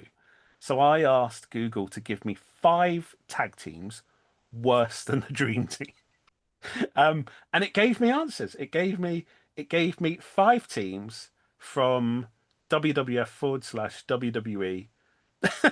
I just love the way it gave answers. Here you go. Here are 5 teams worse than the Dream Team: Brutus the Barber Beefcake and Greg Valentine. Right. So just if you could get one, there's 2 of these were WWF Tag Team Champions. So none of them are obscure teams. You would know them all. Okay. Can Patrick ask you some questions to whittle it down? Yeah, okay. You could. I'll give you some clues. Yeah. So I'll start by giving you some clues. The first 2 that comes up are late 90s. Okay. The third one is roughly 2005, 2006, and then the 4th and 5th one are late 80s. Okay, so at least they're all real tag teams. That's a good start. Real tag, yeah, all of them are real tag teams. This one is fun, actually. Are It's they? the one from. Sorry, can I have one quick punt? Marty can have a go. Marty It's can the play. one from 2005, 2006. Heidenreich and Animal. No. Oh fucking hell! No, but the one from 2005, 2006 was they were tag team champions. Okay, so now we know that Heidenreich and Animal were definitely better than the Dream Team. Definitely, yeah. Actually, no, because they only listed 5, so there might be more than 5 teams worse than the Dream That's Team. true. They might. If I said, could you give me 50 teams? All of the teams. Please list all the teams that are worse than. Google considers the Dream Team the worst tag team in WWF history, and whatever number you give, they will keep naming teams. Okay, I'm going to have a punt on the mid 2000s one, possibly being the Miz and John Morrison. No, so I'll get. We'll stay on this question because it's fun. I will give you that answer. So the third option they give is the Spirit Squad. Okay, Which combo? a much better team than the Dream Team. This group of male cheerleaders was considered a joke by many fans, and their gimmick was seen as ridiculous and a step down from more traditional tag team styles. That's Google's summary of the Spirit Squad there. Wow. So we've got two mid to late 90s and then two late 80s. Okay. The two late 80s are much better. And the Spirit Squad are one of the tag team champions on the list as well, Yes. then. Okay. Yeah. How many tag champs are left then? Just one. Okay. Is that 80s or 90s? 80s. 80s, I am going to guess Strike Force and the Killer Bees. No, neither. Imagine Google said Strike Force were worse than the Dream Team. Okay, I'll go Mike Rotunda and Barry Windham. No. No, okay, so another 80s team that sucks. Right. Okay. Don't even necessarily have to suck. That's the maybe problem. We need to think, who did the Dream Team beat for the tag team titles? No? You could think that if you want. Who did they beat for the tag team titles? Was it the no idea. Bulldogs or something? I think they lost to the Bulldogs, didn't they, at WrestleMania 3? They might have beaten them as well. 80s team. Power and Glory? Close. I'll give you. So one of the teams on this list that they claim they consider them worse than the Dream Team is the Powers of Pain. What are you talking about? They're great. Yeah, I never would have guessed the Powers of Pain. No, and then that obviously they're not the tag champions because, to the best of my knowledge, they never won the titles. So the other one is tag team champions during the late 80s. Can't have been many, right? Huh. Were the Bolsheviks ever? No, you got No, like that's two. Though. Brainbusters, Demolition. Who else at 80s tag champs? Bulldogs, Strike Force. That must be it. Okay, I'm Late gonna 80s. give it to you. Okay. It's the Colossal Connection, Haku and Andre. Oh, Haku and Andre. I might give them that actually. Yeah. Andre wasn't very mobile, right? So all that's left is the late 90s teams. Both of them. Can I say I don't think they were late 80s team. I think they were early 90s. Andre and Haku. Yeah, it's like 1990, isn't it? 1991. Okay, Mike. Yeah. Okay, so you get a free pass. All right. Don't worry, Patrick. I'll help some credibility to your book. Well, yes. They're spiritually 1980s, I think. The long 80s lasted until about summer 1992. So the two left are teams that are based on previous teams, like newer versions of old teams. So the new Midnight Express and the New Rockers. Yeah. They claim both of them are worse than the Dream Team. So that was a fun. That's probably fair. I think they are worse than the Dream Team. I'm not necessarily disputing what AI is saying here. I'm interested that it gave some fun answers. I mean, I'm fully prepared to take all the hate mail from the bodacious Bart fans out there. Was Bart bodacious or bombastic? I can't remember who was bodacious Bart and bombastic Bob Holly.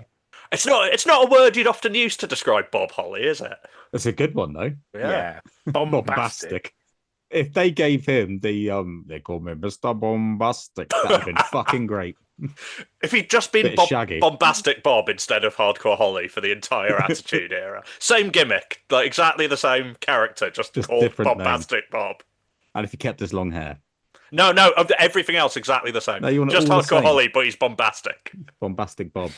This team was a pale imitation of the original Midnight Express, featuring an unimaginative gimmicks and a mismatch with the Attitude Era's atmosphere.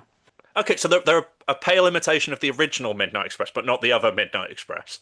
Because that was something I always wanted someone to book, a triple threat of the original Midnight Express, the Midnight Express, and the new Midnight Express.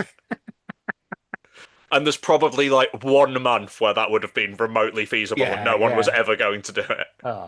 Shame they didn't book the New Rockers versus the Rockers either. What, Marty Jannetty just being able to tag out to either corner? Yeah, he does what he wants. Okay, that was good fun. 2 left, right? So this sort of question isn't based on anything we talked about, but I enjoyed the answers it gave.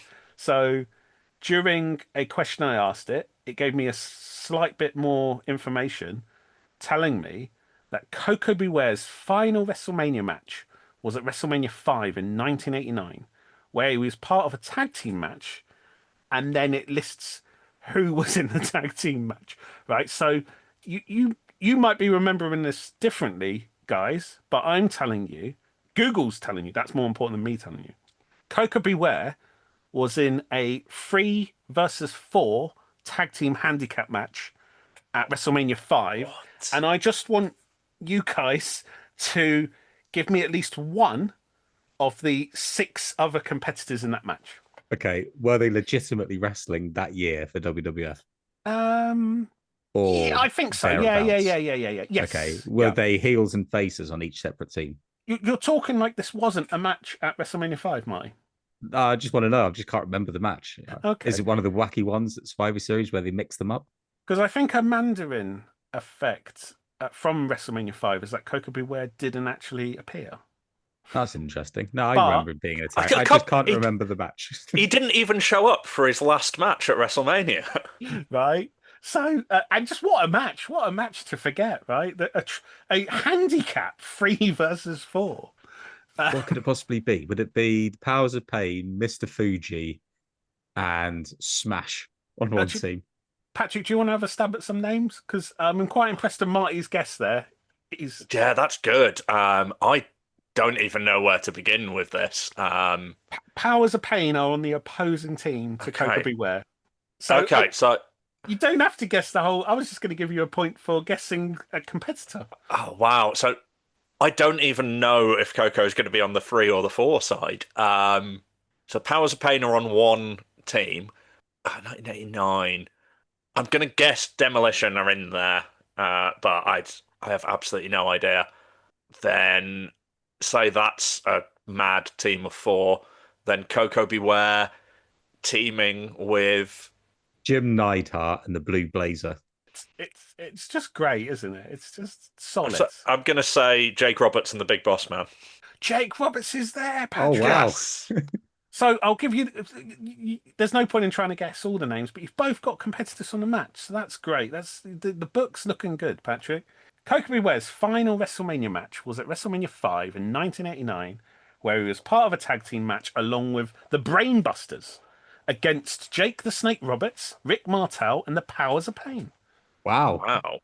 I want to go back and watch this again. That sounds great. Sounds really It good. does sound really good, doesn't it? I hope it was elimination style rather than one fall to a finish. Like a Survivor Series match. Yeah, but no, that's very nice of them to remind us of such things, right? I think what happened is on the VHS that I had, that bit must have just been off it. Because they have to sort of cut things out to fit on. Yeah, one it has to fit the running time, doesn't it? So otherwise it'll be a double tape again like WrestleMania 4, which if you ask Google, it might say that didn't sell very well. So they had to cut the matches down that were taped. This was a dark match. Yeah. There we go. Sorted.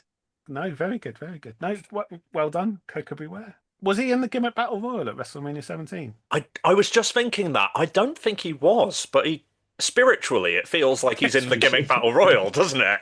Yeah, he was there in spirit. Good. He should have All been right. if he wasn't.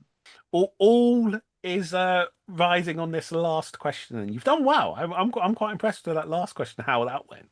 Right, so this one's all to do with the Hasbros. This is a good one. While many stars of the early 90s WWF were included, notable big names who missed out on the WWF Hasbro action figure line included, and then it gives me 3 big names. Who could they be? Give me one. Give me one of those names. Guys who missed out. It specifically says WWF Hasbro action figure line. What big The way names? you're saying this makes me think. It's definitely someone who actually got a Hasbro. It's either that none of them are big names, or they were that they all... WCW Oh. or something.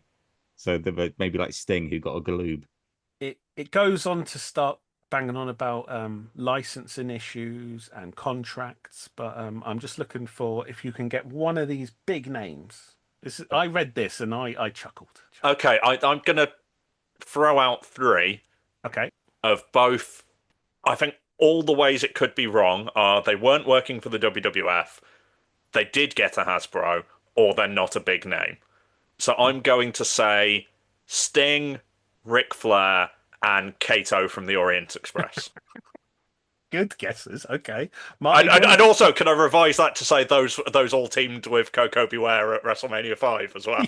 Yes. Okay. Because you said about licensing issues, I'm going to go Sergeant Slaughter. Mm-hmm. because his issues with the LJN. Yeah. I will go big name. See, this is hard.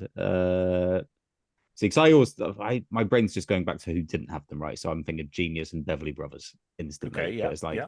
they aren't big names, but then again, would we disrespect the fact they're not big names by the way you're asking that question? Put some respect on the fucking Genius. Yeah. Which I think maybe they have. Maybe his big name. Okay, let's go Genius, Sergeant Slaughter, and Andre the Giant. Okay, you'll both really like this question. So I'm pretty sure I typed into Google, what big stars were missing from the WWF Hasbro action figure line, right? And what Google AI told me, AI overview, said while many stars of the early 90s WWF were included, notable big names who missed out on the WWF Hasbro action figure line included Hulk Hogan, The Ultimate Warrior, and Roddy Piper, due to contract issues or leaving the company around the time the line was produced. Brilliant. Hogan and Piper had left the company by the early 90s, and Warrior's licensing issues prevented his inclusion, though he appeared in the earlier toy lines. There you go. Wow. Wow. That's it's wild, isn't it? They didn't stop releasing Hogan and Warrior. Maybe that's them. Maybe they got confused. Who didn't they stop releasing? It's not even like they're confusing it with the LJN line because they were all in that as well. What the fuck is this? Is there a specific Hasbro line that they were planned for and James had to be Bond pulled? Jr. Are they confusing it with the Hasbro James Bond Jr. line? It's like they weren't there. Jesus. No, was there a later WWF Hasbro line no. that they would have been planned for, and then it's found one article saying, "Oh, Roddy Piper was supposed to come out here," but even then, no, it doesn't. Jax took over, and Jax ended up making all three guys. Just wow, right? What a lie! What a bombshell to end. I say lie. We're just all mistaken. What a truth! I'm not arguing with Google. Yeah, wow. I love this. I can't get enough of this. When this first popped up, what was it? It was to do with Earthquake, and I had not noticed it was just spouting wild shit until that very moment on air. The tricky thing is, if you're looking at a subject that you don't know too much about, you'll just take it at face value, right? And say, oh, okay, that's that. It's weird. It's weird, isn't it? It's only wrong when it's stuff you know about. Yeah. Right? Because it's also like, it goes into detail of why they're not there. It's not. It doesn't even stop at, oh, these guys weren't in it. It's like, no, the reason they weren't in it as well is this. And it's like, fuck you. Everyone's just going to be sort of chatting to people and just spouting the wrong knowledge constantly. I mean, they do anyway, mate. Yeah, maybe that's a great equalizer. Like, you used to just be able to chat shit in the pub, and it was fine. No one had any way of fact checking you. And then everyone had Google in their pockets, and they could prove you wrong. And now. That doesn't work. Google has become like a recursive bullshit generator. Maybe someone who works at Google really hates AI. And it's like, this will show them. And they've just programmed it. Maybe it's just one bloke answering all the questions. They've said it's AI. It's Al. Yeah. He doesn't know anything about wrestling. No, he doesn't. He's had a good guess, though. He knows a few of the names. And if he says it confidently and backs it up with bullshit, people are going to believe it. Yeah, well, right. It must be right. I Googled it. And I was just looking, so I wasn't trying to confuse it. I was asking it very standard questions and going, oh, great, this works. This just wild fucking shit. Yeah, great. I think so. You pretty much did well in one question there. But two, if you count the clues and the new Midnight Express and the new Rockers, you can have that. But yeah, you like me thought Earthquake beat Adam Bomb. No. So there you go. Wow, good. Thanks, Patrick. That was lovely. And thank you, the machines. Yes, keeping us on track. So what have you learned, Patrick? Are you going to bother doing another book now? Now, well, there's no point now, is there? You could probably just get ChatGPT to do it for you. I'll get ChatGPT to write a biography of Coco Beware. Please do. Can that be in the book? Didn't Prince make a documentary about Coco Beware that was like locked in his vault or something? Allegedly. So there's a whole list. This is a mad topic. There's a whole list of unreleased things that are in Prince's vault. Yeah. So years before Prince died, people had said that there was enough unreleased material to release an album a year for like 20 years after he died. Yeah. Because he had a home studio and just recorded constantly. So there's so many songs that he just gave to other artists because he was just rattling off that many. And that doesn't sound too crazy. And he just had this insane work ethic and was just churning out incredible stuff. And these lists started coming out of things that were in the vault that he hadn't released. Or that were just in there that were like weird one-offs. So apparently there is a purple bat suit fitted to Prince that he got given for doing the soundtrack to Batman. He's got the unseen 3 versus 4 handicap tag team match. That must be it. Yeah, it's in Prince's vault. But also on there was apparently a documentary that he'd funded about Coco Beware and an album that he'd done with Bob Mould from Husker Du, just called Bockwinkel. Oh, lovely. And Bob Mould was another Minnesota guy, I think, and a great, Husker Du are incredible. All of Bob Mould's work is great. But he was a writer for WCW for a while. Oh, wow. So the idea that him and Prince would have done a concept album about or just an album and named it after Nick Bockwinkel, who is also from Minneapolis, I think, isn't completely out there, but I think someone just made up a list of insane things that could conceivably be in Prince's vault. We could just ask AI now what's in there. I'll do it. There's enough stories out there, though, that does point to Prince's sort of bizarre ways, right? Like him demanding a camel at like 4 a.m. in the morning or something. Oh, yeah, it wouldn't surprise me at all if he did fund and get made a documentary about Coco Beware and then just decide that he wasn't releasing it. Yeah. What was in Prince's vault? Oh, AIs. Prince's vault, located in the basement of his Paisley Park studio, contained thousands of unreleased recordings, including master tapes of classic albums, complete but unreleased albums, 50+ unreleased music videos, concert footage, and studio sessions, amounting to the equivalent of about 100 albums worth of music. It also held other items like 67 gold bars, high-heeled boots. Do you mean like the chocolate gold bars? I think so, yeah. It's got 67 gold 67 gold bars. And a Kit Kat. And even a costume for the Minnesota Twins mascot. Don't know what that means. No mention of Coco Beware.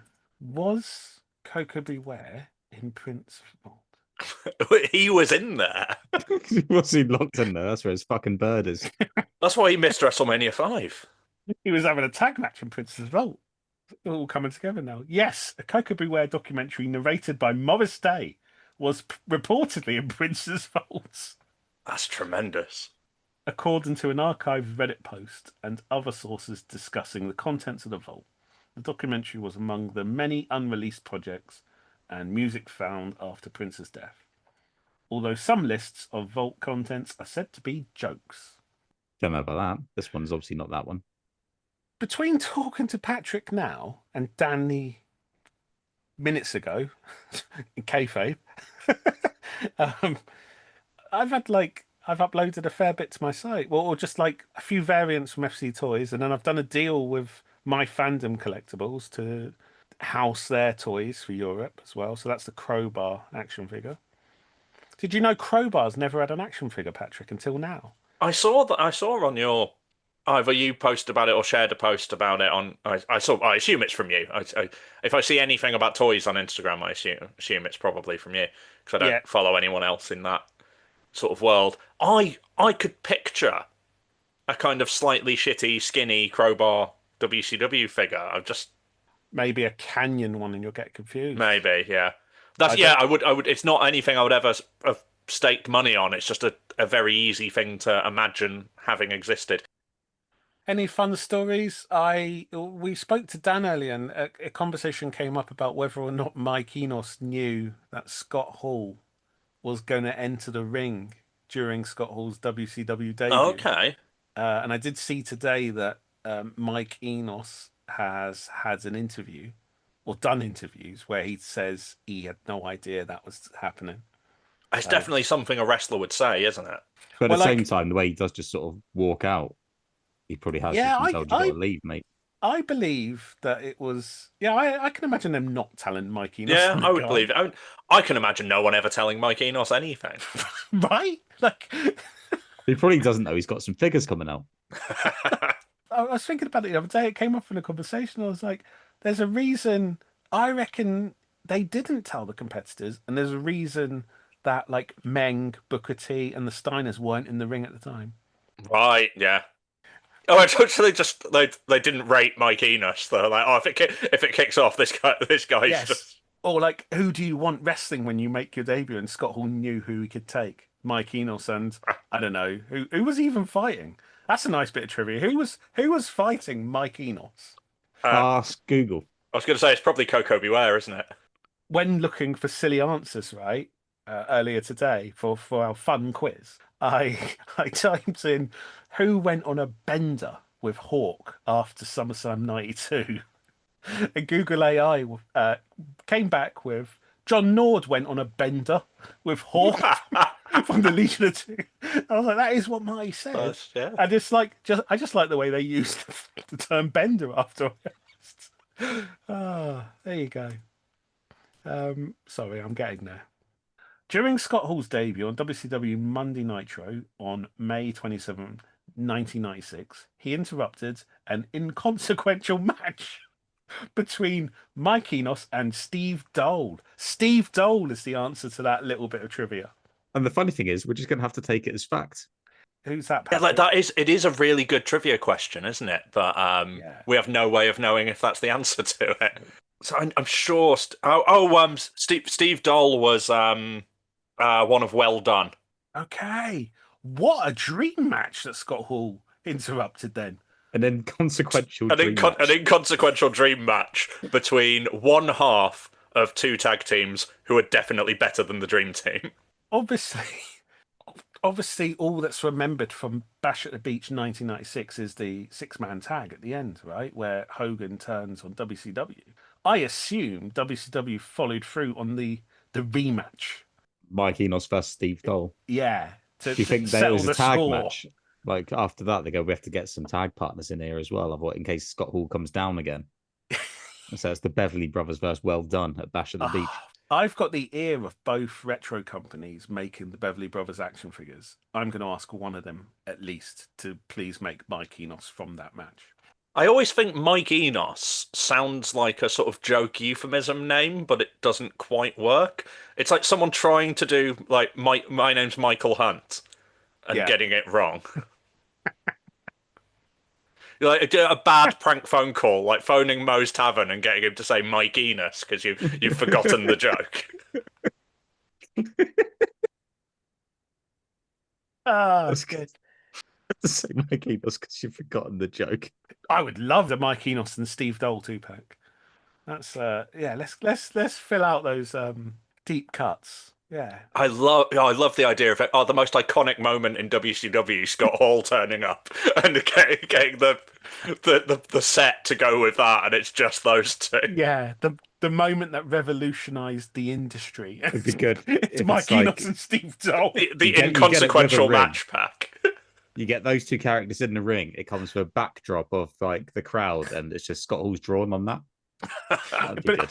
But the figures are the focus, right? So the backdrop's all blurry because you haven't got the rights to Scott Hall. So you just there's a guy in double denim. It's sort of you can sort of make him out, but the focus is the awesome Mike Enos, Steve Dole. They've just got in the enforcer, the guy that they used instead of Mike Tyson in the game that year, to be Scott Hall. This is the type of thing that Kickstarter was built for. We get 400,000 signatures or whatever, however Kickstarter works.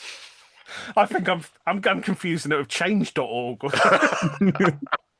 They get 400,000 signatures and it'll be written into law or something. Good. Yeah, if we get 1,000 people to sign a petition for a Mike Enos figure, it has to be debated in Parliament. Yes, come on. We're on to something. Okay, good. All right. I think we should leave it there and get to work, to be honest. I'm down with all of this. All right. Yeah, let us know. Let us know in the comments or DM us or however you contact us if you would buy a Mike Enos Steve Dole inconsequential dream match 2-pack. If maybe it could be like we have different barriers we each, right? So if like 40,000 people buy onto this, we can then give them their tag partners as well. Yeah, 50,000, you get a blurry background which features the shape of Scott Hall. But we're not calling him that. Double denim man. Yeah, double denim man. 50,000. Okay, good. All right. Well, yeah, no, thanks for coming, Patrick. It's good. I think you've been put to use tonight. It's always great to chat to you anyway. Yeah, thanks for having me. I'm sure there's something worth keeping in that. You will come back, won't you? We won't always bring AI. Yeah. AI is just the fad at the moment, right? I'll come back next time if you pay me in Bitcoin. Okay. Bitcoin's pricey now. Thanks, Patrick. Thanks for coming. Speak to you soon. Bye-bye. Speak to you soon. Thanks for having me. I know. I can't ever get enough of Patrick. You do like your Patrick. Everyone Yeah. does, I think. We all like Patrick. I feel that when this happens, I'm a bit like Noel Edmonds and Noel Edmonds' house party. Yeah. And you're Mr. Blobby. Mr. I love Mr. Blobby. It's not know. offensive, yeah. Oh, I like it tickles me, mate. I like the low-key fat jibe, though. Thanks. We need to get some sort of slime pit that we can put people in. I can't remember the purpose of that in the house party, but people used to get slimed, didn't they, in like a little elevator or something. Yeah, I'm less conscious about all the blotchy spots all over myself now as well. That's fair. I won't care about these spots. Now he's called me Mr. Blobby. Oh, good. Well, all that remains then is the standard question. Right? Oh, nice. Yep. It's what year is it now? It's 93, I suppose. You're in Woolworths. It's Saturday morning. It's your older brother Darren's trip to Woolworths to buy some toys, and magically they've got every single series of the WWF Habsro action figures. Oh, nice. 1 to 4, and all the tags, which we're treating as a series in this instance, and they're all there, and it's going to be a great day. They maybe they've advertised this in the local paper, so everyone's excited. But Darren he gets there and he goes all shy. That's not like him. I know What's he done? He's hiding behind he likes going to the music section when something goes wrong. So he's hiding behind all the CDs, all the cassette singles and stuff. And your mum's like, bloody hell, Martin, hurry up. Pick an entire Hasbro series. The whole series. The whole series? Yeah, but you're only allowed one. And those 5 tag sets are classed as a series. This is what your mum's saying. Bless her. And she's like, hurry up, though. Darren's had an accident. He appears to be peeing poop. And his front's all brown. And we're probably going to have to take him to the hospital after this. Well, I better stock up then, because the waiting time in the hospital is sometimes fucking ages. Yeah. And she's like, this is probably the worst case of peeing poop she's ever seen. And you're thinking, how many times have you seen this? And she's like, well, your dad, it's a family thing. So now you're starting to worry. Oh, no. He's a bit older, so it kicks in when you're around 10 and you're like 7 at this point.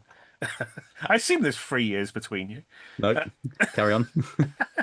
Anyway, you're starting to worry that when does it kick in and you start peeing poop? Yeah, this is quite a worry. I'm going to need to quickly take my mind off of this by looking at toys. Yeah, It's just what I do with my worries generally as well. I'm quite worried about things. Well, I just got to look at some toys. That's it. Okay. So I'm definitely not going to get Series 4. It's too small. Okay, that's fair. I'm not getting 4 figures. Not when this opportunity's there. What I will do, that. yeah, I'm not going to get tags. Sorry, just to clarify, because I feel like it makes it too easy. You can have the ring. Your mum's going to buy you the ring. Too right, she's going to buy me the ring, so I'm going Series 1. And I'm going to tell her the ring comes with it. She's buying you the ring anyway. You're going Series 1. I'm going Series 1. I think it's the one that when I saw it, I was sort of blown away by the names in it. So I think to me, Series 1 is the best. Okay. Although I really liked Series 3, with the exception of the Macho Man. So I'm going Series 1. I think my order, if you want to hear it, for series is 1, 3, 2, and 4. Okay. Okay. What are you going to go for then? You've got the same option, minus now Series 1. I think I'm going Series 2. That's my favourite warrior. I liked the Macho King as well, the one with accessories. Yep. Like you say, Series 4 is too small. 5 tag sets. They're good figures. They're really good figures. Ooh. You can have a nice tag league suddenly. I could. Or singles. You have Jerry Sags reliving some of the magic. Elbow dropping motherfuckers off the top rope. No, fuck it. I'll stick with Series 2. I like Ultimate Warrior. I like Macho King. I like that DiBiase. That's my green tux. Duggan's great. Dusty's good. It's a good. What was the Hogan? What's the Series 2 Hogan? Because I've got it ranked last. Okay. That's a cool looking toy. Cool. Yeah, I'm having that. Definitely having that. How do you rank the series then? The first 4. So you go Series 2, number 1, do you? Yeah, mine might go 2, 3, 1, 4. Yeah. I think they're starting to get better. I do like you say, the star power in Series 1 is immense. Yeah. But I just feel like all the ones that are repeated are better later on. Yeah, I agree. I think Series 3 really stood out as seemed like it was getting sort of towards the peak of excellent toys. Yeah, I'm excited. I'm excited for. Obviously we do this right. We do each week as it comes. We don't jump too far ahead. I think Series 5 is like Flair, Warlord and stuff. Yeah, maybe Series 5 is Martel as well. But they're all coming. Tito Santana. That's great. That's exciting. That next Series 5, I think will be a big one. I can picture 11. There's still quite a lot more. Yeah, I can picture 11. I can picture 8. 9 with the yellows, would they? I don't know. It gets a bit shady. So 8's a red. There's a small series, isn't there, with the Bushwhackers, Gonzalez, Head Shrinkers. I feel like that's Marty Jannetty. that's a relatively small series of 6 or 8 in my head from like trying to remember ads I would have saw in magazines. But yeah, no, we will come back and finish this off. Yeah, it's been a long month. We said we're going to do this all August. We've gone into September by mistake. Has been a long month. Yeah, nearly 2 months. And yeah, it's been a busy month as well, so it's been hard. We'll get back on track. Life should free up some space at some point. Yeah, no, thank you, Dan. Thanks, Dan. Thanks, Patrick. Thanks, Patrick. And thank you, the listeners, for putting up with us. And sticking with us and enjoying your 4 hours of listening to us this week, minimum. We're in a calendar week. It's going to be loads, isn't it? Yeah. So they have like a little bit off, and it's like, oh, we haven't heard from them this week yet. It's Sunday. The Sunday keeps rolling on, and suddenly, bam, loads. Well, what are we going to do next time then? We were so desperate, both of us, to have a break from wrestling.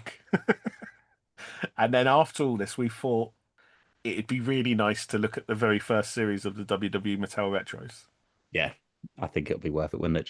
Just a quick little look at those. Well, compare, right? Directly, they were spawns from this 22 years later, which is bonkers. Yeah. It's nearly 10 years ago they came out as well, so that's wild. 9 years ago, 2016. So we're getting to that next time. Thank you, everyone. And thank you to Callum Graham for all his lovely music and also putting up with us. So, hear one of his amazing tracks right now. Go follow him and follow us and do all that stuff. All right. Peace. Bye-bye. Bye. Well, I know some girls who like to play with their toys and like to play with the boys. They all just wanna be